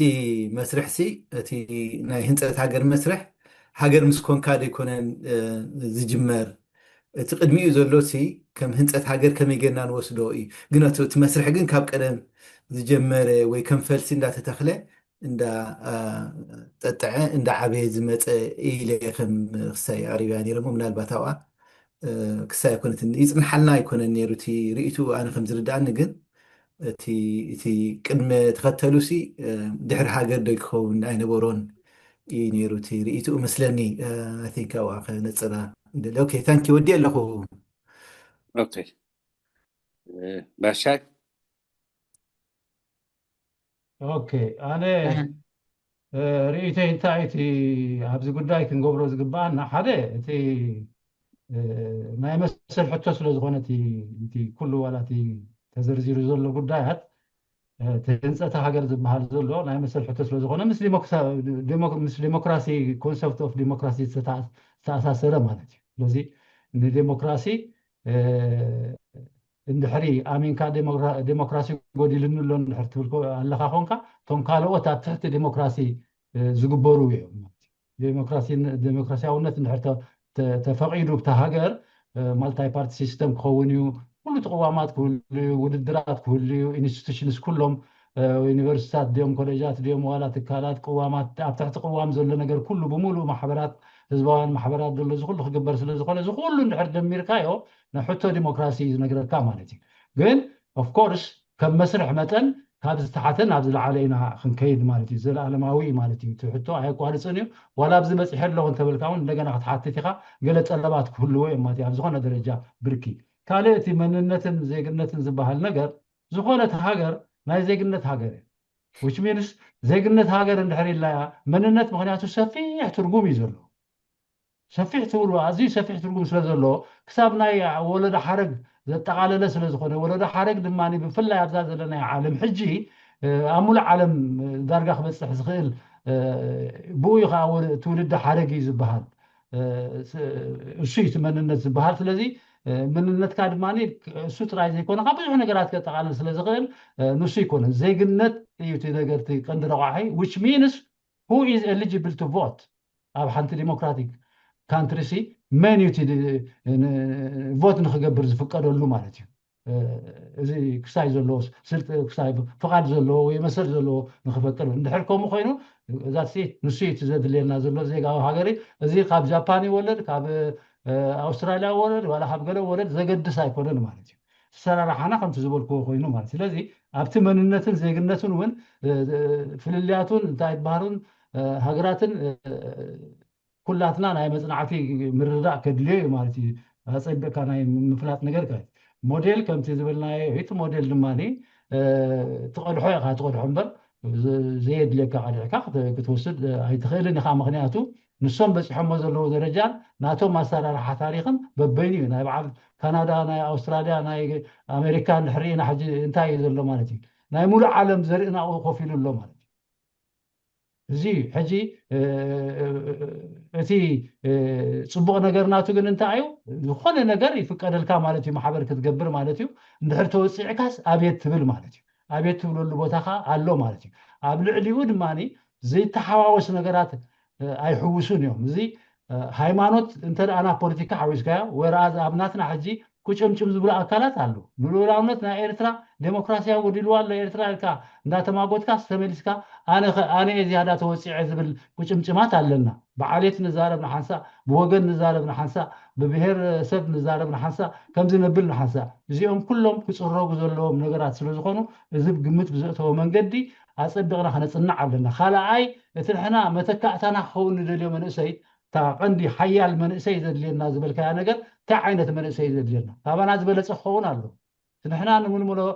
ንምህሮ ካባና ዝበለፀ ክኾነልና ኢና እንደልዮ ማለት እዩ ምክንያቱ ጥራይ ኢሉ እንድሕር ዓዲ ዝኣቱ ኮይኑ ለውጢ ከምፅእ ኣይክእልኒ ማለት እዩ ወንጮ ተለምተልካዮ ወንጮ ክኸውን ይኽእል እዩ ማለት እዩ ኣብዚ ሕጂ እቶም መምሃራን ሊቃውንቲ ዘለዉ ስቕልካ ብሃቦ ተረከቦን ስለ መንእሰይ ኢልካ ምዝራብ ዘይኮነሲ እንታይ ዓይነት መንእሰይ ንሓመዱ ድዩ ክኸውን ደሎ ንሓመዱ እኮ ቃሕ ዝበሎ ዝገብር ዘይግድሶ ማለት እዩ ዝግድሶን ዝተማሃረን ሊቅን ከምዝናታትኩም ክሓስብ ዝኽእል ክጠዓስ ዝኽእል ተጋጊ ዝብል ዶቡ ዝፈልጥ ቦርደሩ ዝፈልጥ ኣካል ክኸውን ኣለዎ እናበልኩ የቐኒየለይ ካልእ ሰራሕ ዝኾነ ኮይኑ ንሕና ማለት እቲ ሞዴል ምቅዳሕ ዘይኮኑሲ ከመይ ገይረን ማዕቢለን ዘን ሃገራት ከመይ ገይረን ፈቲሐንኡ እቲ ግርጭት ስለዚ ከምቲ ዝበልካዮ ባሻይ እቲ ዝተጠቕማሉ ምስ ባህልናን ምስ ናህና ኩነትን ኣዛሚዱ ይሕግዝ እዩ ይሕብር እዩ እንተዘይኮይኑ ንሕና ቅዳሕ ናይ ካልእ ኣይኮነን ክንጥቀም ዘለና ኢልና ኣየቕረብናን እቲ ሕጂ ግን ተን ንኣብነት ናይ ሩዋንዳ ናይ ደቡብ ኣፍሪቃ ናይ ሲንጋፖር ደቡብ ኮርያ ኮታ ብዙሓት ሃገራት እዘን ነብሪ ኢለን ዝፅዋዓ ደቂ ሃገር ከም ሃገር መጠን ኣማዕቢለን እየን ከመይ ገይረን ኢና ማዕቢለን እንታይ እየን ተጠቂመን ከመይ ዝኣመሰለ ልዕልና ሕጊ ይኽተላ ከመይ ዝኣመሰለ ዴሞክራሲ ኣሎ ኣብ ሃገረን ሕጂ እዚ ንምፅናዕ እንተዘይኮይኑ ንምቕዳሕ ኣይኮነን መፅናዕቲ ኣገዳስን ምስ ባህልኻን ምስ ኩነታትካን ኣዛሚድካ ከዓ እዩ እቲ መፅናዕቲ ዝትርጎም ዝብል ከምኡ እዩ ዝብል ነይሩ ዓንተ ወይ ሰንጃል ተረዲአ ፍትዊ ፍትሒ ክፍለ ተወሳኺ እኮ ኣነ ሳብስተንሽት የገይረዮም ተወሳኺ ኣራይ ባሻይ ምባል ኣይኮነን እቲ ነገርቲ እቲ ናትና ኣራዳድኣ ዝገልፅ ነይረ ባሻ ሓወት ተረዲእካ እንዶ እቲ ናትና ኣራዳድኣስ ከምዚ እቲ ነይሩ ስለዚ ከምቲ ዘልካዮ ናይ ምትህልላኽ ዘይኮነስ ናይ ምምልላዕ እዩ እቲ ዓይነት ኣዛርባ ሞት ዝበልካዮ ወርቂ መሲልኒ እቲ ቋንቋ እንድሕር ተጋጊ ኮይኑ ግን ኣይተሓዝለይ ኣነ ዝምልእ ዘለኹ መሲልኒ ተዛሪበ ኖ ፅቡቅ ከደለኻ ፅቡቅ ከደለኻ ኣይነብን ካልእ እንታይ መን ኣሎ ሳራ ኣይፎን ኢሉ ዝኣተወሉ ነዞም ሓንሳብ ዘይተዛረቡ ዕድል ንሃቦም እሞ ኣይፎን ድሓር ክብሪ ኣብ ይመስገን ኣይፎን ኢላ ኣቲኻ ዘለኻ ኣነ ድ ሳራ ኣይፎን ኢላ ዝኣተወ ሰብ ኣሎ ኢዱ ዘልዓለ ዝኸውን እያ ኣነ ልዒለ ኣለኹ ግን ሽመይ ከመይ ከም ዘሎ ይፍለጥኩን ሰላም ኣሕመድ ቢ ይብል ኣሎ ናይ ምስለንዋ ሕራይ በዕላ ግን ኣይፎን ዝብል ሰብል ኦኬ ብክልተ ዲኻ ኣቲኻ ዘለኻ ኣሕመድ እንደ ወልዶክት ናት اوكي جو اهيد نحن قصل كورد ايت حنتي قصل መጀመርያ يعني زي ምግባርኩም ከመስገነኩም ፈቱ እዚ it's long overdue think tank ዓይነት ክህልወና ምክንያቱ ምዕባለ ናይ ህዝቢ ብመፅናዕቱ እዩ ደኣ እምበር ብሃንደበት ኣይኮነን ስለዚ እዚ ጀሚርኩሞ ዘለኹም ብጣዕሚ ደስ ትብል እዩ ክቕፅል እውን ፅቡቅ እዩ ምክንያቱ ከም ሕብረተሰብ እንታይ እዩ ሽግርና ኩሉ ግዜ እናተሓተትና ኢና ግን ትሽግር ብመፅናዕ ስለዘይመፀ ኩላህና ንጥንቁል ኮይንና ስለዚ ከምዚ ምግባርኩም ብመጀመርያ ከመስግነኩም ደስ ይብለኒ ካብኡ ቀፂሉ ክብሎ ዝደሊ ሕጂ ካብዚ ክትዕልሉ ፀናሕኩም ወይ ክሰምዑ ኣነ ደውጊአ መፅአ ብናይ ኣውስትራልያ 96 ተስየ ዘለኹ ንኣብነት ይቀኒየልና no problem ኣብ ምድንጓወይ እውን ኣብቲ ዝሰማዕክዎ ብጣዕሚ ደስ ዝብል እዩ እቲ ኮምፓራቲቭ ዝኾነ ናይ ሳውዝ ኣፍሪካ ናይ ሩዋንዳ ኣነ ናይ ሩዋንዳ ሃይ ኮሚሽን ዓዲመ ነይረ ብኣውስትራልያ መፅኡ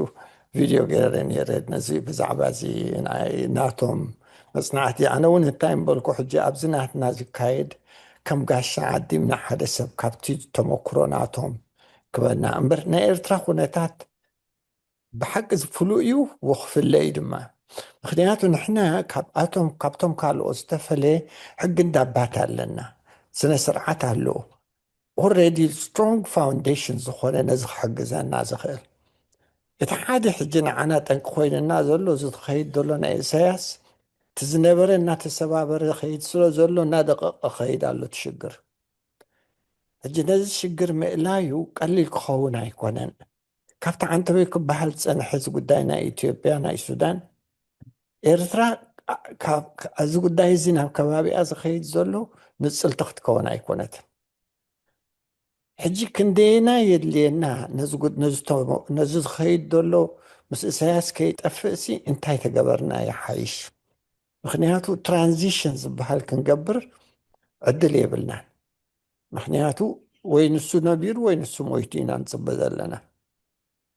ካብኡ ካብ ኮነ እዚ መፅናዕቲ እዚ ብጣዕሚ ስትሮንግ but it needs an environment of something peaceful ክኸውን ድዩ ንዝብል ሕቶ to be honest with you ስከፍ ኢሳያስ ብዝከኣል ተፃዊቱ ግን ኣብቲ ሓንቲ ድማ ፅብቕቲ ዝገበራ ዝብል እንታይ እዩ ኣብ መጨረሽትኡ ሓደ ሰብ ገይረና ምክንያቱ ሕጂ ቀደም እስላም ድዩ ተወፅዑ ክርስቲያን ይበሃል ነይሩ ሕጂ ግን ኢሳያስ ፅቡቁ ኣነ ኣይተሓዙለይ ብዙሕ ግዜ ዝደግሞ ኢሳያስ ፈታዊ ይብል ፀላኢ ይብል ንኩሉ እዩ ዝኣስር so he put us all on one corner to admire as a nationals እዚ ሓደ ፅቡቅ እዩ ንዓና ምክንያቱ ክፉእ እዩ ንኾኖ ዘለና ከም ሕብረተሰብ ዝድነቕ ኣይኮነን ግን ውፅኢቱ እውን ንዓና ይከፍኣናን እዩ ግን እዚ ውፅኢት እዚ ከመይ ጌርና ከምዚ ሕጂ ተፅንዕዎ ዘለኹም ጌርና ንህብትሞ ኣብ ውጥቀት ከይበፃሕና ምክንያቱ ሓንሳብ ምስ ወደቕካ ንክትለዓል ቀሊል ኣይኮነን ንኣብነት ሕጂ ብዕራቅ ከይትካሲ ንመን ኢኻ ክትኣሊ ንመን ኢኻ ክትስምዕ ከምኡ እውን ሕጂ ናብ ሱዳን ዝኸውን ዘሎ ምስ ወደቐ ሃገር ክዕሪ ቀሊል ኣይኮነን ኣብዚ ዘለናዮ እዩ ሕጂ ኣነ እንታይ ንበልኩም ምናልባት ግዜ ወስደልኩም ኣለኹ ኣብዚ ናትና ዘሎ ናይ ሕብረተሰባት ከም ሳምፕል ወሲድና ቴስት እንተንገብር how unity can work between us what's the best key ways ነዚ ሕብረተሰብ ማሕበረሰባት ዘለና ብዝተፈላለየ ሃገራት እንታይ ተገበርና ይሓይሽ ምክንያቱ ንሕና እንተደልዲልና እቲ ንዮ ዘለውን ክድልድል እዩ ንሕና ወዲቕና ግን ንዓቶም ክነልዕልቲ ኮይና ብሓደ ኢና ወዲቕና ዘለና ስለዚ ዝገብርዎ ዘለኹም መፅናዕቲ ኢትስ ፋንታስቲክ ግን ኣነ እንታይ ንብልኩ ፕራክቲካሊቲ ናቱ ኣብኡ ተንሕውሶ ብጣዕሚ ፅቡቅ እዩ ይቐኒየለይ ያኔላ ኣሕመድ ሓወይ ካብ ምድቃስካ ዘተፀናካ ከዓ ቅሬታ ጉቡአ ይምሳኹም ከመፅእ ክዛረብ ከላበውን ዝፈጢርኩሞ ዘለኹም ሃዋህው ንኩላህና ኣይወ ፅቡቅ እዩ ክነህብትሞ እውን ናይ ኩላህና ሓላፍነት ይቕኒየለይ ከም ታርታ ሰራ ሰንጋል ኣሎ ክብሪ ኣብ ቅድም ክንብሎ እሞ ቀደም ንክብሪ ኣብ ደሞ ንሓቦ እዚ ስለ ዘይተዛረበ ድሓር ናብ ዓንዲ ብርሃን ናብ ሰንጋል ክንከይድ ክብሪ ኣብ እሞ በሉ ንዓይ ኣይፎን ንፅበ ነይረ ግን በቲ ዝመስል ክትውት ደልየ ኣለኹ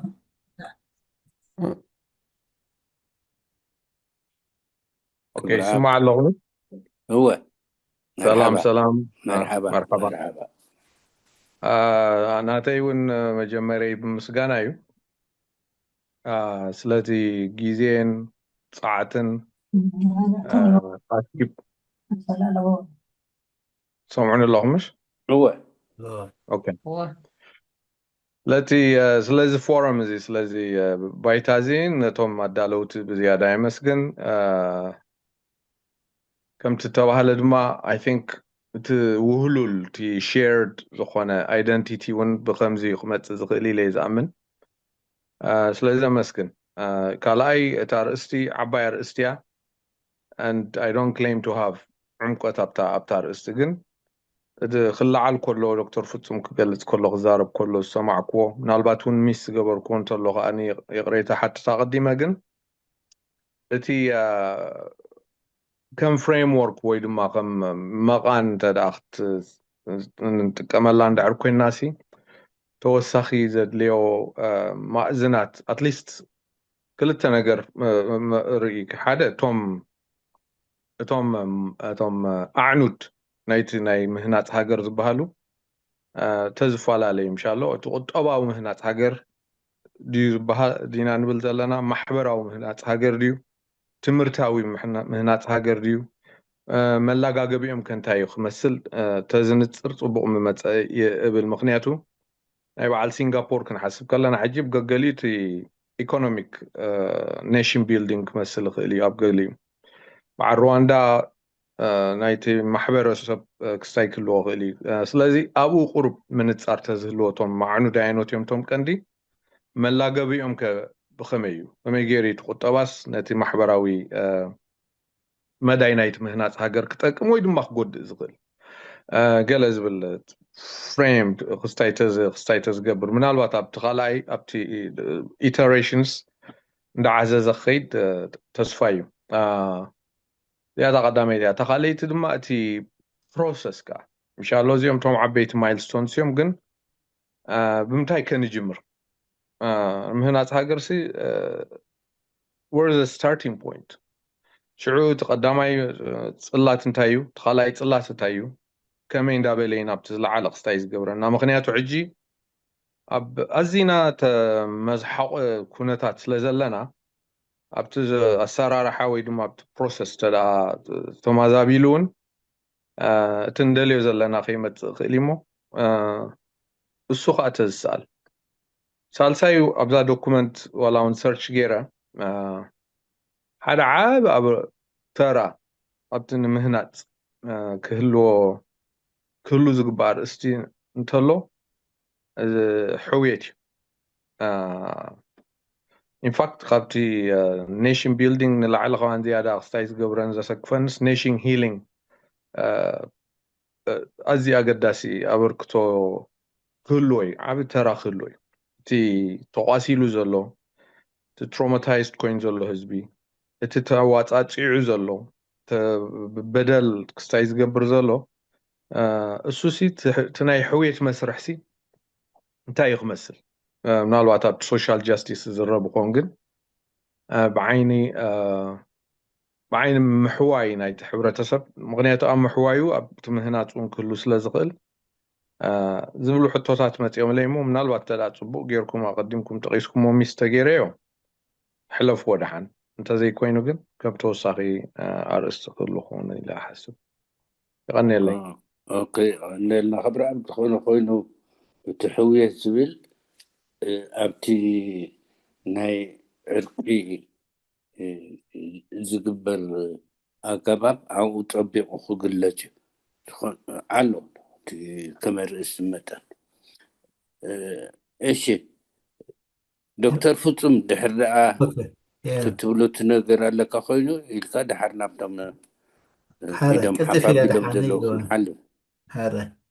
ቅልጥፍ ኢለ ድሓን እታ ዝበልካ እታ ናይ ሕውየት ከምዚ ዶክተር ፍትው ዝበለ ኣብቲ ናይ ትራንዚሽናል ጃስቲስ ኣብ ዝመፅእ ዘሎ ይመስለኒ ክትቀርብ እያ ኣብኡ ክንሰምዓይና ማለት እዩ እዛ ናይ ፍሬምወርክ ዝብልካ ኢኮኖሚክ ዲ ሶሻል ኣይ ናይቲ ህንፀት ክግበር ዝድለ ዘሎ ገለ ኣቲንክ ንሕና በቲ ሶሻል ኢና ጀሚርና በቲ ማሕበረሰብ ህንፀት ናይቲ ሕብረተሰብ ግን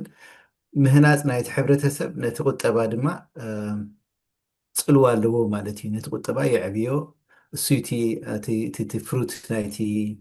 ኔሽን ቢልዲንግ ኢልና ጠቂስና ኣለና ማለት እዩ ኣብ መጨረሻ ነቲ ቁጠባ ከም ዝብልፅግ ብውልቅን ብሓባርን ከም ዘዕብዮ እቲ ህንፀት ሃገር ነቶም ህዝቢ ማእከል ብዝገበረ ማለት እዩ ነቶም ደቂ ሃገር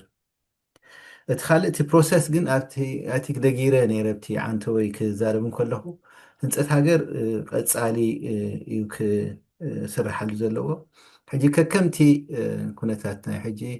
ክንዛረብ ፀኒሕና እቲ መንግስቲ ኤርትራ ዝገብሮ ዘሎ ከምዚ ኣሎ ገለ ኢልና ንሕና እውን ንሓስቦ ነገራት ኣሎ ማለት እዩ ሕጂ ካብቲ ዘለናዮ ኢና ክንብገስ ማለት እዩ ነቲ ፅቡቅ ነገር እንድሕር ኣሎ ኮይኑ ነቲ ፅቡቅ ነገር ኣብ ግምት ክነእትዎ ኢና ነቲ ዝጎደለ ድማ እንዳመላእኻ ምኻድ እዩ ንዕኡ ክትገብር ግን እቲ ኩነታትካ እውን ምፍታሹ ኣገዳሲ እዩ ከም ዓቕምኻ እቲ ቀዳምነታትካ ትሰርዓሉ ገለ መንታት ክርአይ እዚ ሕጂ ንዳሕራይ ንመፅናዕቲ ክንገድፎ ንኽእል ኢና ግን በየናይ እንተጀመርናዩ ክዓውተና ዝኽእል ምስ ዘለና ኩነታት ምስ ዘሎ ኩነታት ናይቲ ህዝቢ ናይቲ ሃገር ብኸመይ እንተተጀመረት ህንፀት ሃገር እዩ ዝሓይሽ ኢልካ ክዝተየሉ ዘለዎ ነገር ኮይኑ ይስማዕ ልክዕ ከምዚ ናይ ሮድማፕ ክንዝትየሉ ኣለና ንብል እዚ እውን ልክዕ ናቱ ፍሬምወርክ ወይ ስትራክቸር ወይ ስኬሌተን ኣዳሊኻ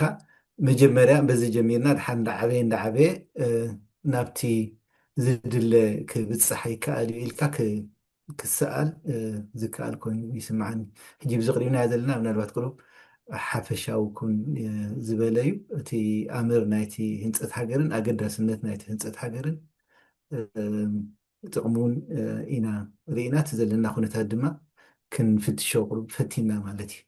ስለዚ ፅቡቅ ሓሳቢ ኣቲንክ ክረአ ዘለዎ ኮይኑ ይስማዓኒ እዛ ናይ ክብረ ኣብ ዝሃባ ርእቶ ፅቡቅት እያ ኦኬ ክብረ ኣብ ተመሊስ ኢልካ ዶ ክብረ ኣብ ሓበይ هو يغني لي يغني لنا ايش سارة نسنغال دخنه ولا أبرا عند برهن احترى بيلكا مو دحر سنغال I think دحبو هنزازن يا هراي سنغال عقل له يسمع لهم هو ثانك يو ናይ ብሓቂ ፅቡቅ ዲስከሽን ኢና ኢሎሚ ዝተፈላለየ መልክዕ ኩነታት ይረአ ስለ ዘሎ ፈርዘር ዝያዳ ናብ መፅናዕቲ ዝወስድ ስለ ዝኾነ ይሕግዘኩም ይብል ኣነ እንታይ ክብል ደልየ ክረኣያ ዘለዋ ጉዳያት ኢለ ዝሓስበን እሞ ተጠቒመን ኢለ ክገልፀ ዝደሊ እንታይ እዩ ሓደ እቲ ምናልባት እዚ ስቴት ኔሽን ስቴት ካንትሪ ዝብላ እዚአንሲ ምፍታሽ ከድሊ እዩ እንታይ ማለት እዩ ስቴት ክበሃል ከሎ ኔሽን ስቴት ከመይ መፂኡ ካንትሪ ከእንታይ እዩ ዝብል ዝተፈላለየ ትርጉም ስለ ዘለዎን ኣብአን እንተደኣ ፈቲሽካሲ ሞር ክሕግዘና ይኽእል እዩ ምክንያቱ ፕሮፌሰር ኪዳነ ዘልዓሎ ሕቶ ኣሎ ህንፀት ብሄር ድዩ ወይስ ህንፀት ሃገር እዩ ዝብል ስለዚ ብሄር ክንብል ከለና እንታይ ማለትና ኢና ብዝብል ይብሉ ከለና ብሄር ግእዝ እንድዩ እጅስ ግእዝ እንታይ ኢሉ እዩ ዝትርጉሙ ከምዚ ንሕና ንረድኦ ሕጂ ብሄር ትግርኛ ትግረ ገለ ናብ ዝብል ዲ ዝወስድና ዋላስ ካልእ ትርጉም ኣለዎ ኣብዚ ክፍተሽ ስለ ዘለዎ ኣብኡ ከም ሓደ ነጥቢ እንተሓዝካዮ እሞ ኣብኡ እንተፈተሽካ ዝያዳ ነቲ ንፁር እንታይ ማለትና እዩ ዝብል ክሕግዝ ስለ ዝኽእል እቲ ካልእ ብዛዕባ ሲቪክ ናሽናሊዝም ዝብል እዩ ሲቪክ ናሽናሊዝም እዚ ስርዓት እዚ ከምኡ እዩ ዝገብር ዘሎ ዝብል ርእይቶ መፅኡ ነይሩ ሲቪል ናሽናሊዝም ኣብ ሊበራል ስቴት ዝረአ እዩ ምክንያቱም መንግስቲ ኣብ ናይቲ ሕብረተሰብ ባህልን ካልእ ነገራት ኣይኣትውን እዩ ግን ኢንዲቪዥዋል ራይት ቤዝድ ዝገበረ ኮይኑ እዩ ብሕግን ስርዓትን ናይቲ ሃገር ናይቲ ቅዋም ዝመሓደር እዩ ዝብል ስለዚ ኣነ እንታይ ይደሊ ብናተይ ርእይቶ ሊበራል ካልቸራሊዝም ዝበሃል እውን ኣሎ ስለዚ ሊበራል ካልቸራሊዝም ምስ ናይ ኣፍሪካዊ ኩነታት ኣተኣሳሲርካ ክትሪኦ ከለካ ኤዩ ኣፍሪካነት ድርጅት እውን እንተኾነ ኣብቲ ናቱ ሂውማን ራይት ንሕና ኮሚኒዋል ሶሳይቲ ስለዝኾነ ኣፍሪካ ኢሉ ዘቐመጠን 10 ነጥብታት ኣለዋ ኣብ እኑን እንተፈትሽካ ዝያዳ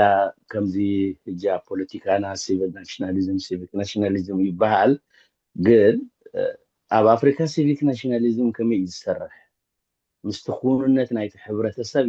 ይካየድ ድዩ ዋይ ኖት ሊበራል ካልቸራሊዝም ዝብሉን ስለ ዘሎ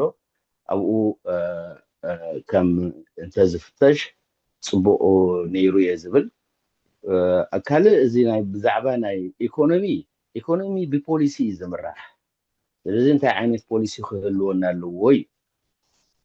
እንታይ እዩ ኣብ ዓለምና ዝካየድ ኣሎ ማርኬት ኢኮኖሚ ይብሉ ኣለዉ ዴቨሎፕመንታል ስቴት ኣብ ጃፓን ዝጀመረ ሕጂ ኣብዘን ኤዥያ ሃገራት ዝጥቀማሉ ዘለዋ እየን ንገዛ ርእሰ ንሳተን እንተኾነ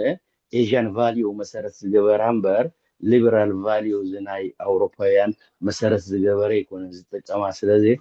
ገፍሕ መታን ክብል ነዚ ኩሉ ኩነታት ርኢኻ ምስ ክውንነትና ናይ ሃገርና ፕሮፌሰር ኪዳነ ኣምፂኦሞ ነይሮም ጎረባብትና ይኹን ኣካልእሲ ዝተፈላለየ ናይቲ ሃገር መብትታን ይመፅእ ኣሎ ኣብ ኤርትራ ግን ከምኡ ኣይረኣይን ኣሎ እሞ እንታይ እቲ ምክንያት ዝበሉ ኣገዳሲ ሕቶ እዩ እዚ ምናልባት ሶሽዮሎጂስት ኤርትራውያን ይኹኑ ኣንትሮፖሎጂስት ዘፅናዕዎ መፅናዕቲ ኣሎ ንዕኡ ርኢና ናብ ህዝብና እውን ወሪድና ኣብቲ ታሕቲ ዘሎ ህዝብና ኣመፃፅኡ ከመይ እዩ ኣብ ምንታይ ደረጃ ኣሎ ናበይ ክኸይድ ይኽእል ዝብል ክሕግዘካ ስለ ዝኽእል ነዚ ብመሰረቱ መፅናዕታዊ ፅሑፋት እንተላዕርሒብካ ኣብኡ ክትገብሮ ክትሪኦ ዝግባኣካ ዝብል ርእይቶ ኣለኒ ኣብ በዓል ሲንጋፖርን እንተኾነ መልቲካልቸራሊዝም እዩ ነይሩ ወይ መልቲራሻሊዝም እዩ ነይሩ ሰለስተ ዝተፈላለያ ኤትኒክ ግሩፕስ ዘለዋ እየን ከመይ ገይሮም መፂኦም ናቶም ኔሽን ቢልዲንግ ዝብል ሕጂ ኔሽን ቢልዲንግ ሓደ ዓላምኡ ዓላምኡ ከዓ ናይ ህዝቢ ምትእስሳር እዩ ናይ ህዝቢ ምትእስሳር ከመይ ጌርካ እዩ ዝብል ግን ካብ ሃገር ይፈላለዩ ሕጂ ዝጥቀስ ዝነበረ ናይ 18 መፋረቕ ዝነበረ ናይ ፈረንሳ ሪቮሉሽን ናይ ኢታሊ ናይ ካልኦት እንተዳርኢናዮ ኣሲሙሌሽን ዝነበረ እዩ ኣብ ጣልያን 1860 10% ናይ ጣልያን ህዝቢ ዝዛረበሉ ቋንቋ እዩ ነይሩ ከመይ ገይሮም ናብዚ ሕጂ ናይ ሓባር ገይሮም እዚ ከም ትምህርቲ ክንወስዶ ንኽእል ግን ኣባና ከመይ እዩ ክሰርሕ ዝኽእል ዝብል ከዓ ክንሪኦ ክንክእል ዘለና ይመስለኒ ስለዚ ኩሉ ግዜ ኔሽን ቢልዲንግ ክበሃል ከሎ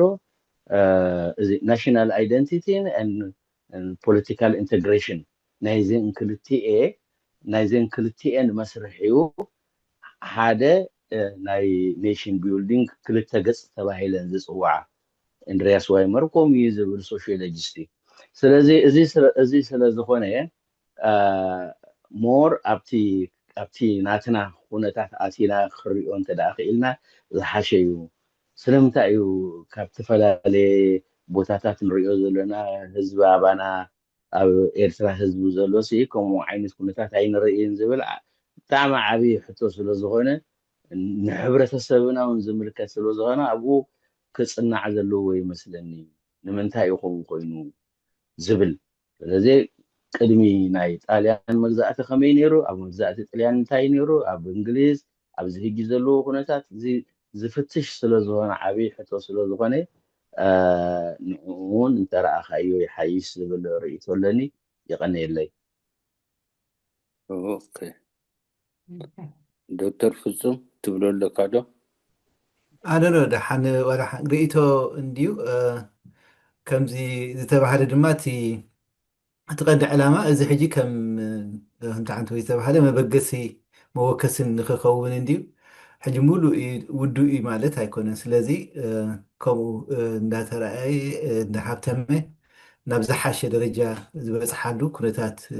ክንፈጥር ኢና ንሰርሕ ኢና ሓገዝ ከዓ ናይ ኩላህና ማለት እዩ ናይ ኩላህና ቶም ክኢላታት ዋላ ዞም ርእቶ ክትቡ ዋዓልኩምን ኣይ ቲንክ ናሃትኩም ርእቶ ኣገዳሲ እዩ ስለዚ ኣብ ምህብታም እውን ክንተሓጋገዝ ተስፋ ገብር ማለት እዩ ስለዚ ዝውስኸ ብዙሕ ነገር የብለይን ዶክተር ፍትዊ ቴንክ ዩ هو እንተሓጋገዝ እንዴት እዩ አንድ ነገር ስለዚ ናታትኩም አበልኩቶ ብጣዕሚ ኣገዳሲ እሞ ብዝከኣል መጠን ከዓ ብፅሑፍ ጌርኩም እንድሕር ሰዲድኩም ለካ ብጣዕሚ ክሕግዘና ዝኽእል ሰጋን ናባኻ ዝሕበር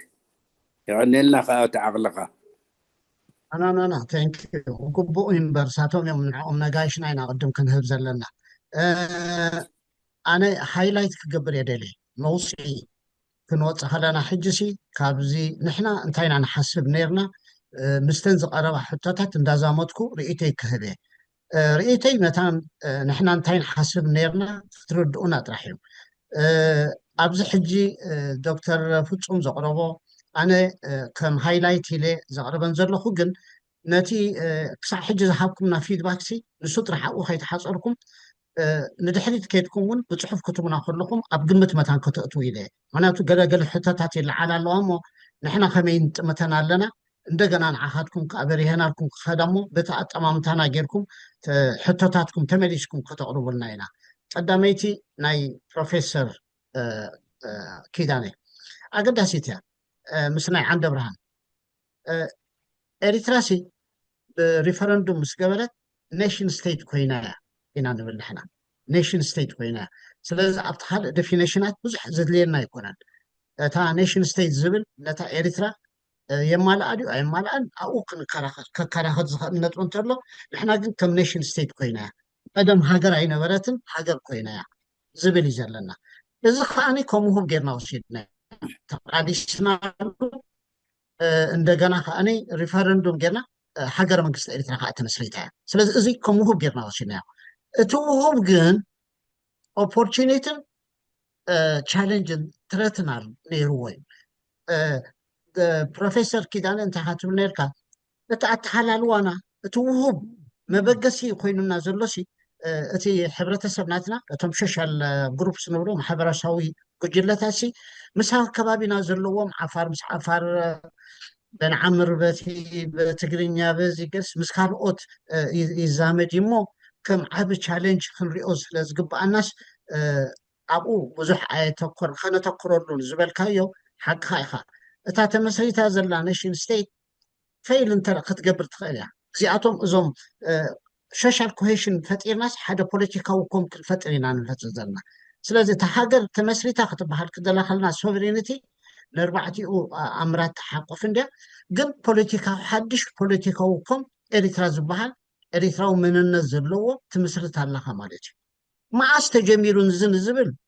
دكتور فتصوم صبو غير غريصواي فلسناتو ኣብ ቅድም ፀኒሕና እዩ ዝያዳ ከዓኒ መግዛእታዊ ጥልያን ዝመስሎቶ እዩ ዝበላ ንሕና ከምኡ ኢና ንኣምን ሃገር ንክትከውን ቅድም እኳ ኣብ ሓንጎልካ ሃገር ዝብል ብምስረት ክኽእል ኣለዎ ስለዚ እቲ ናይ ጥልያን ከም ሓንቲ ኮሎኒያል ሒዙና ስለ ዝነበረ ይንብለና ሃገራት ከመይ ገረን ይመስረታ ዝብል ከዓ ረኣይዎ ሃገራት ከመይ ገረን ናይ ኤርትራ ፍሉይነት ኣለዎ ድዩ ስለምንታይ ኢና ንኤርትራ ከም ፍሉይነት ጌርና ንሪኣ ፍሉያት ኣይኮንና ንሕና ኣብ ኣፍሪካ ኩለን ካብ ኮሎኒ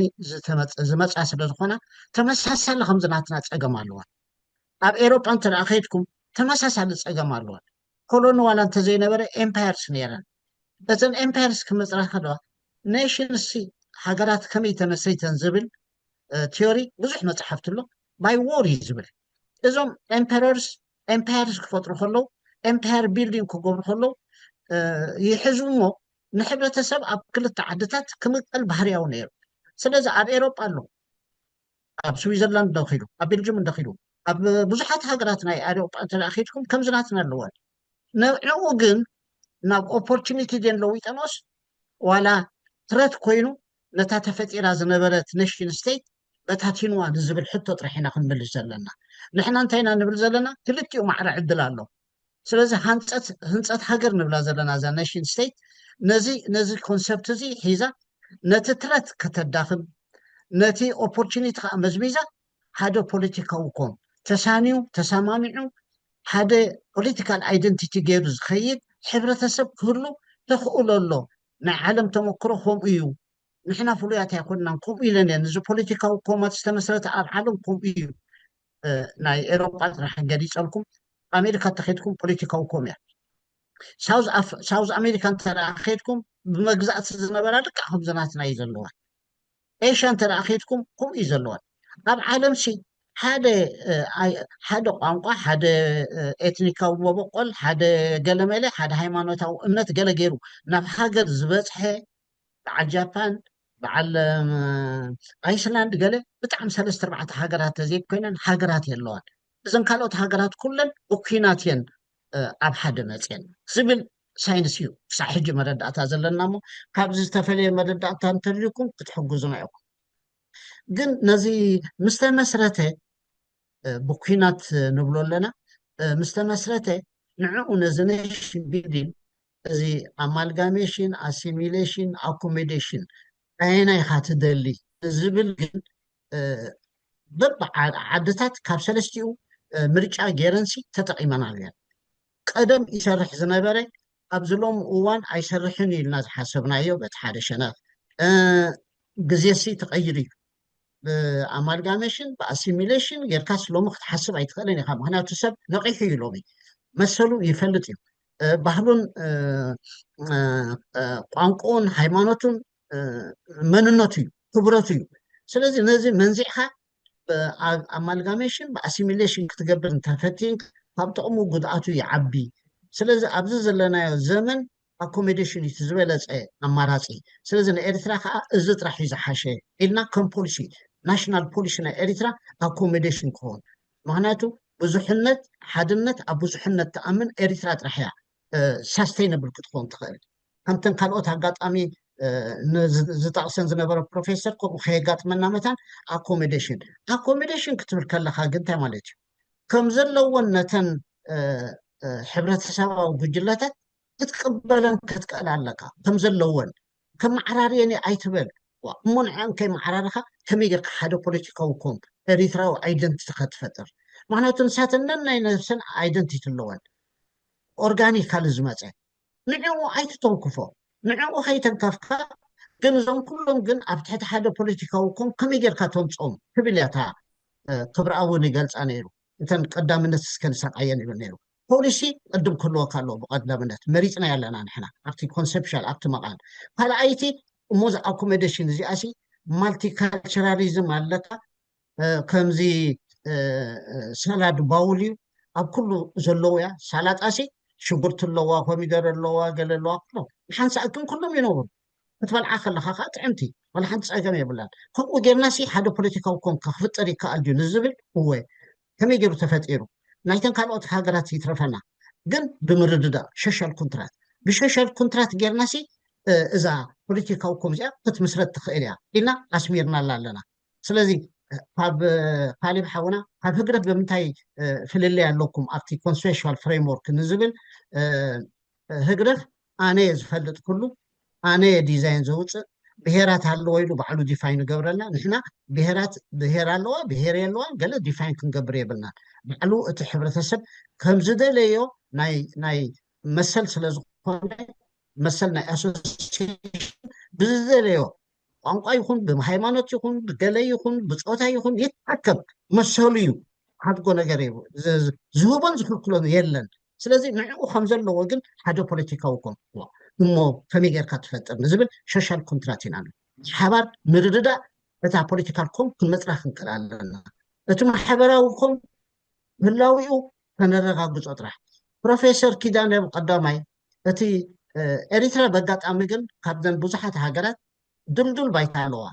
እና ብቀዳማይ ኣብቲ ሴኒትና ኔትወርክ ፕሮፌሰር ከመላ ተዓሪቁና ኣብ ስቴት ቢልዲንግ ክንከይድ ከለናሲ እቲ ያታዊ ባህልታትና ልምድታትና ስርዓተ መነባብሮና ከም ዘለዎ ሒዝና ነቲ ንደልዮ ኢንዱስትሪያላይዜሽን ኤንድ ኡርባናይዜሽን ከዓ ዝኸውን ከዓኒ ንኩልና ካቕፈና ዝኽእል እዛ ፖለቲካ ኮም ንብላ ዘለና ኣብ መወዳእታ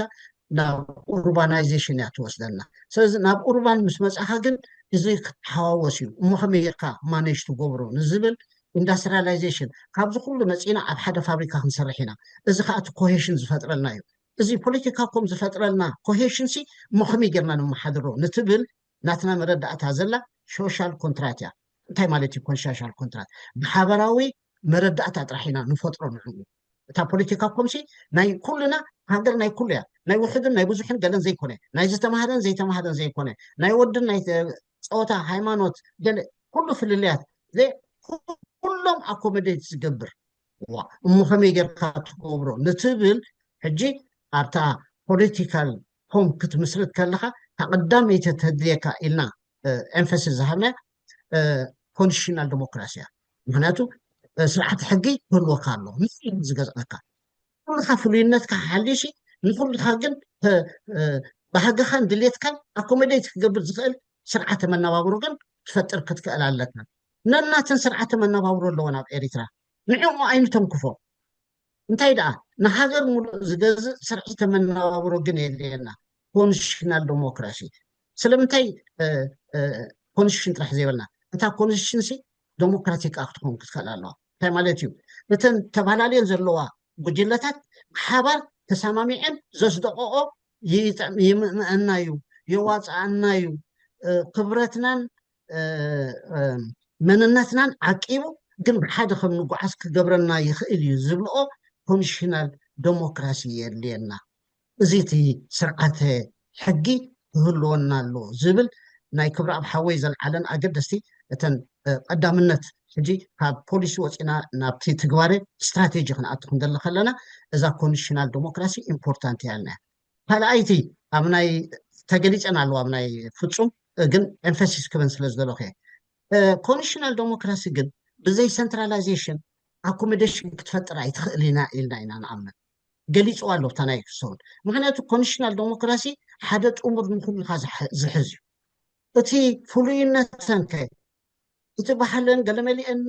እቲ ኣሶሲሽን ዘ ራይት ኦፍ ኣሶሲሽን ብድላየን ይመስ ናይ ማሕበር ክኾና ናይ ሞያዊ ማሕበር ክኾና ክእላ ናይ ደቂ ኣንስትዮ ሎ ናይ ኩሉ ነዚ ሓቂፉ ክኸይድ እሞ ኣከባቢ ባዕሉ ብነፃ ክመሓድር ዝኽእል ከዓኒ እቲ ማሕበረሰብ ነየና ይኹም ፎካስ ሂብኩሞ ነርኩም ነቲ ማሕበራዊ ምትእስሳር ዲኻ ዝበልካያ ሓቅኻ ዲሰንትራላይዜሽን ክኸውን ኣለዎ እታ ኮንስቲቱሽናል ዲሞክራሲ ዩኒታሪ ትገብረና ኣላ ኣብ ሓደ ንኩልና ብሓደ ከም ሃገር ከም ንሓስብ ብሓደ ስርዓት ሕጊ ከም ንኸይድ እታ ዲሰንትራላይዜሽን ከዓኒ ነነቲ ኣከባቢና ፍሉይነት ናይቲ ኣከባቢና ነቲ ክብርታትናን መንነትናን ንብሎ ዘለና ንዕኡ ኣኮሞዴት ክገብረልና ዝኽእል መካኒዝም ዲሰንትራላይዜሽን እዩ ከምኡ ከይገበርካ እዚ ኣኮሞዴሽን ክመፅእ ኣይክእልን እዩ ትብል ከዓ ከም ካልኣይ ተሰሪዕና ሳልሰይቲ እሞ እዚኦም ሰለስተ እዞም ተፈላለዮም ዘለው ማሕበራዊ እየ ዘለኹ ኣብቲ ማሕበራዊ ጥራሕ እያ ምክንያቱ ኣቦይ ወላ ኣብን ገሊፆምና ነቲ ማሕበራዊ ሂወት ሰብ እዩ ሰባት ኢና ክንተኣኻኸብ ዘለና ሶፍት ፓርቲ ዘ ሞስት ኢምፖርታንት ካብቲ መንግስቲ ንላዕሊ ስለዚ እታ ብድሕሪ እንታይ ና ኢልና እዘን ክልቲአን ኮንስቲቱሽናል ዲሞክራሲን ዲሰንትራላይዜሽን ሙሉኣት ኣይኮናን ዝጎድል ግን ኣሎ እንታይ ብቋንቋ ክንራዳእ እንተዳ ዘይክኢልና ዝተፈላለየ ቋንቋ ኣለና ባህሊ ናይ ኩሉ ሰብ ባህሊ ናይ ኤርትራ ባህሊ እዩ ቋንቋ ናይ ኩሉ ሰብ ኤሪትራዊ ቋንቋ ኤሪትራዊ ቋንቋ እዩ ስለዚ እቲ ናሽናል ላንጉዌጅ ዝበሃል ንሕና ኤሪትራዊ ዝጥቀመሉ ቋንቋ እንተኮይኑ ኢትስ ናሽናል ላንጉዌጅ እታ ተዛርበና ዘላ ሕጂ ትመፅእ ዘላ እንታይ ብሕጊ ኣብቲ ኮንስቲቱሽን ክትጥቀስ ክትከእል ኣለዋ ውሕዳት እዮም ዝዛረብላ እዚኣ እሞ ኣብቲ ሃገራዊ ቋንቋ ኣይኮነን ምባል ግን እቲ ሶሻል ኮንትራት ነቲ ኣኮሞዴሽን ንብሎ ዘለና ኣይመፅን እዩ ስለዚ ኩለን ቋንቋታትና ብማዕረ እየን ማዕረ ተቐባልነት ኣለወን ከምኡ እንተደኣልካዮ እቲ ኣኮሞዴሽን ኣማሊእካ ኣለካ እታ ሶሻል ትብላ ዝነበርካ ክብሪ ኣብየለ ስለዚ ዝኾነ ሰብ ትግራይ ይኹን ኩናማ ይኹን ገለ ይኹን ኣብ ናይ መንግስቲ ቤት ፅሕፈት ካብ መንግስቲ ንብላ ዘለና ናቱ ስለ ዝኾነ ክኸይድ ከሎ እንዳ ፖሊስያ ይኹን ቤት ፍርዲ ይኹን ብቋንቁ ክዛረብ መሰል ኣለዎ ናይ ምትርጓም ናይቲ መንግስቲ ሓላፍነት ጥራሕ ይኸውን ምክንያቱ እታ ቋንቁ እታ ባህሉ ኩላ ክብርቲ እያ ኣብታ ፖለቲካዊ ኮም ንብል ስለ ዘለና ስለዚ ናሽናል ላንጉዌጅ ዝብል ኣውፂና ኢና ምክንያቱ ኩሉ ኤርትራ ዝጥቀመሉ ዘበለ ናሽናል ላንጉጅ ናይ ስራሕ ቋንቋ ግን ከድልየና እዩ ናይ ዕዳጋ ቋንቋ ዘራኽበና ግን ከድልየና እዩ ናይ ቤት ትምህርቲ ካሪኩሉም ዘራኽበና ግን ምክንያቱ ኣብ ዕዳጋ ክንራኸብ ክንከድ ኣለና ነንሕድሕድና ክንሰርሕ መታን ክንሰማምዕ መታን እቲ ማርኬት ዝብል ስፌር ንኩሉና ዘገልግለና ስለ ዝኾነ ቁጠባ ክንዓቢ እንተደኣ ኮይና ማርኬት እዩ ኣብቲ ማርኬት ግን ቋንቋ የድልየካ እዩ ናይ መዛረብ ናይ ቋንቋ ግን የድልየካ ናብ መንግስቲ ክትከይድ ክደለ ከለካ ናይ ስራሕ ናይ መንግስቲ ቋንቋ የድልየካ ነዚአን ኢና ንዛረበለን ነርና ንግዚኡ ንሕና እተን ክልተ ዘለዋ ቋዓት ኮይነን ይመስላና ህዝብና ዘትዩ ግን ክልውጠን ይኽእል እዩ ዋላ ናይ ባዕሉ ቋንቋ እኮ ሃገራት ዝመርፆ ኣለዋ መባእስ መታን ከይኾን ንኣኮሞዴሽን መታን ክጥዕም ኢለን ከም ቾይስ ይመርፆ እየን ንሕና ግን እንታይ ንብለና ኦልሬዲ ንብዙሓት ግዜ ርዒሙ ዝተቐበልናዮ ፍሉጥ ቋንቋታት ኣለዋና መስርሓና ይኽእላ እየን ዝብል መረዳእታ ኣለና እዩ ጥራሕ ኢና ንብዘልና መረዳእታ ኣለና ህዝቢ ግን ይወስኖ ዋላ ሓንቲ ፀገም ኣይኮነን እንተደኣ በዘን ክልተ ቋንቋ ክንረዳእ ዘይክእልና ዋላ ናይ ባዕድና ንፅ እንታይ ሞ ፀገም ኣሎ ጥራሕ ኣተሓባቢሩ ስዋሂሊ ዝጥቀሙ ዶ የለዎም በቃ ፈረንስ እንግሊዝ ዝጥቀሙ ሃገራት ዶ የለዋን ዋላ ሓንቲ ፀገም ኣይኮነን ዝብል መረዳእታ ክሳብ ሕጂ እዩ ዘለና ንዝብል ሓዙለይ ስለዚ እዚኣተን ነቲ ሕብረተሰብ ከመይ ጌርካ ኣሚሩ ሓደ ፖለቲካዊ ኮም ክፈጥር ይኽእል ንዝብል ነቲ ኮንሴፕሽዋል ፍሬምወርክ ኣብዚ ኢና ጠጠው ኢልና ዘለና ንትብል ክትርድኡለይ ስለ ዝደለኹ እየ ኣብቲ ርእቶታትኩም ናይ ካልእ ብጣዕሚ ፅቡቃት እየን ነይረን ኣብቲ ዘይበፃሕናዮ ስለ ዝኾነ ኣብኡ ከኣቱ ኣይደልን እየ እተን ዓይናይ ዝቐድም ህንፀት ሃገር ግን እንቋቑሖ ዶ ደርሆ ስለ ዝኸውን ንግደፎ ብዙሕ ናይ ስቴት ቢልዲንግ ሊቃውንቲ ዝገልፅዎ እቲ ኮንሰፕት ኣእምሮ ሃገረ ኤርትራ ትብልሲ ብሓንጎል ናይ ደቂ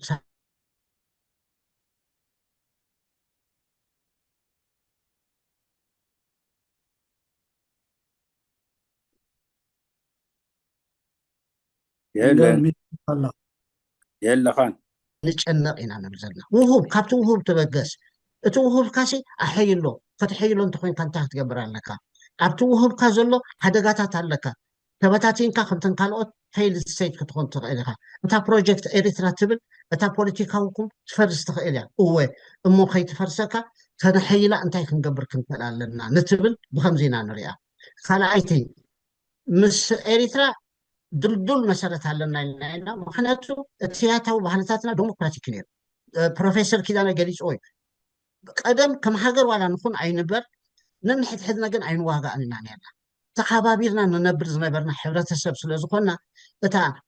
ፖለቲካዊ ኮም ኤርትራ ንክትምስረት ብጣዕሚ ቀሊል እዩ ካብተን ካልኦት ኣብ ከባቢና ዘለዋ ክማን ሕጂ ኣብ ሰዓት እዚ ሕሱም መግዛእቲ ኣብ ዘለወሉ ሰዓት ከማን ክንፋቅ ክንድቲ ዝግብኦ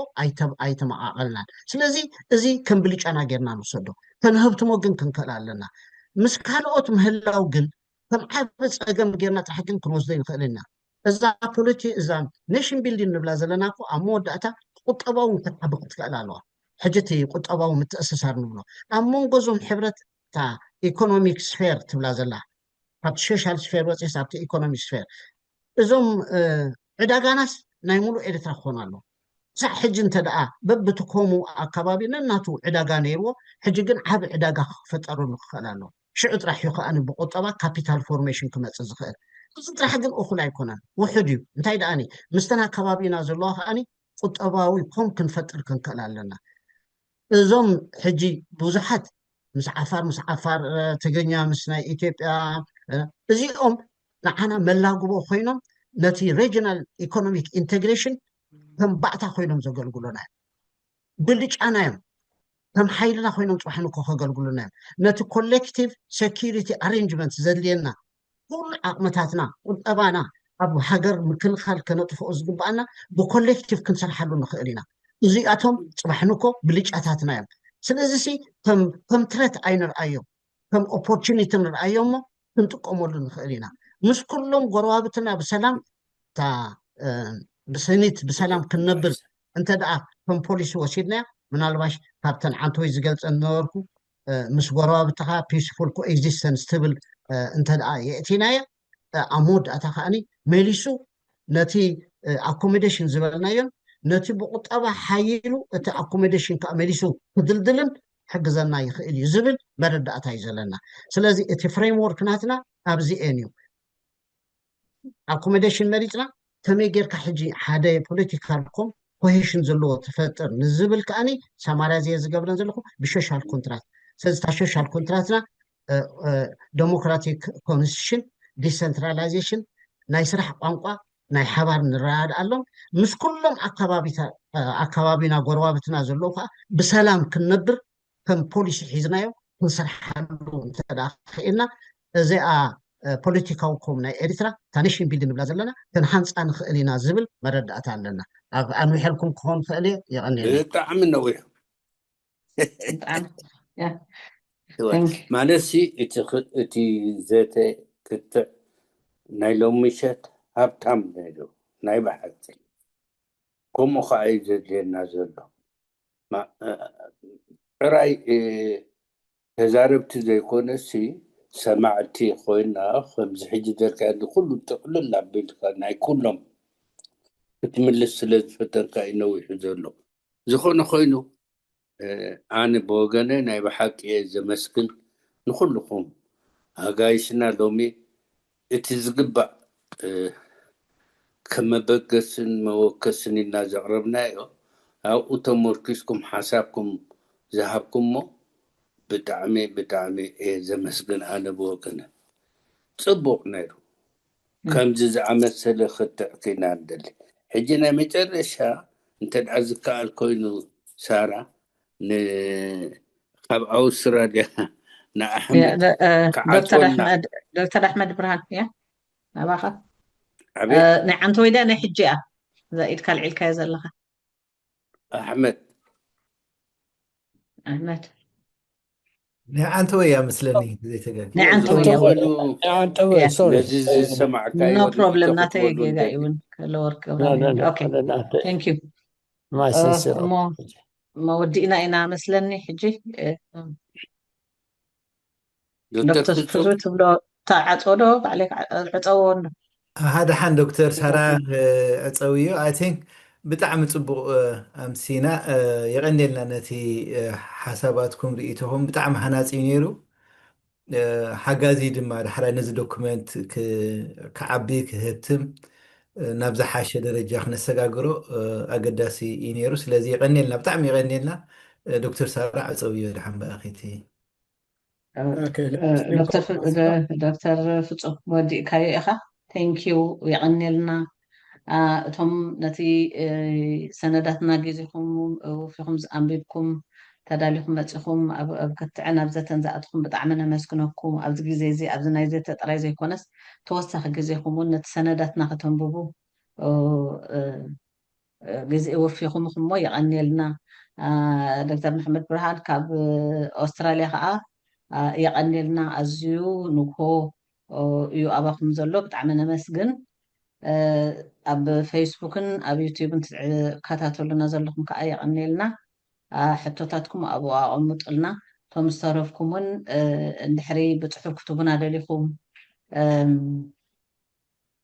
ብፅሑፍ ክትቡና እንድሕር ደሊኹም ርእይታታትኩምን ተወሳኺ ነገር እዚ ወሰኮ ዝግደሎ ትብሎ እንተደኣ ሃሊኹም ክትሰዱልና ትኽእሉ ኢኹም የቀኒልና ዶክተር ፍፁም ከዓ ቴንክ ዩ ፎር ዮር ግሬት ፕሬዘንቴሽን ድሓን ሕደሩ ኣብ ኣሜሪካ ደለኹም ድሓን ኣምስዩ ዶክተር ብርሃን መሕመድ ብርሃን ድሓን ወዓል ንግሆ ሕጂ ነባኻ ንግሆ እዩ ድሓን ሕደሩ ድሓን ወዓሉ ድሓን ወዓሉ ድሓን ሕደሩ ኣሜሪካ ዘለኹም ከዓ ድሓን ወዓሉ ኣብዚኣ ከለኹ ከዓ እቶም ሜድያ ከዓ ዮሃንስ ስኒትና ኤሪሳት ኤርፒኤም የቀኒልና ነዚ ንህዝቢ ክበፅሕ ትሕግዙና ዘለኹም ቴንክ ዩ ቨሪ ማች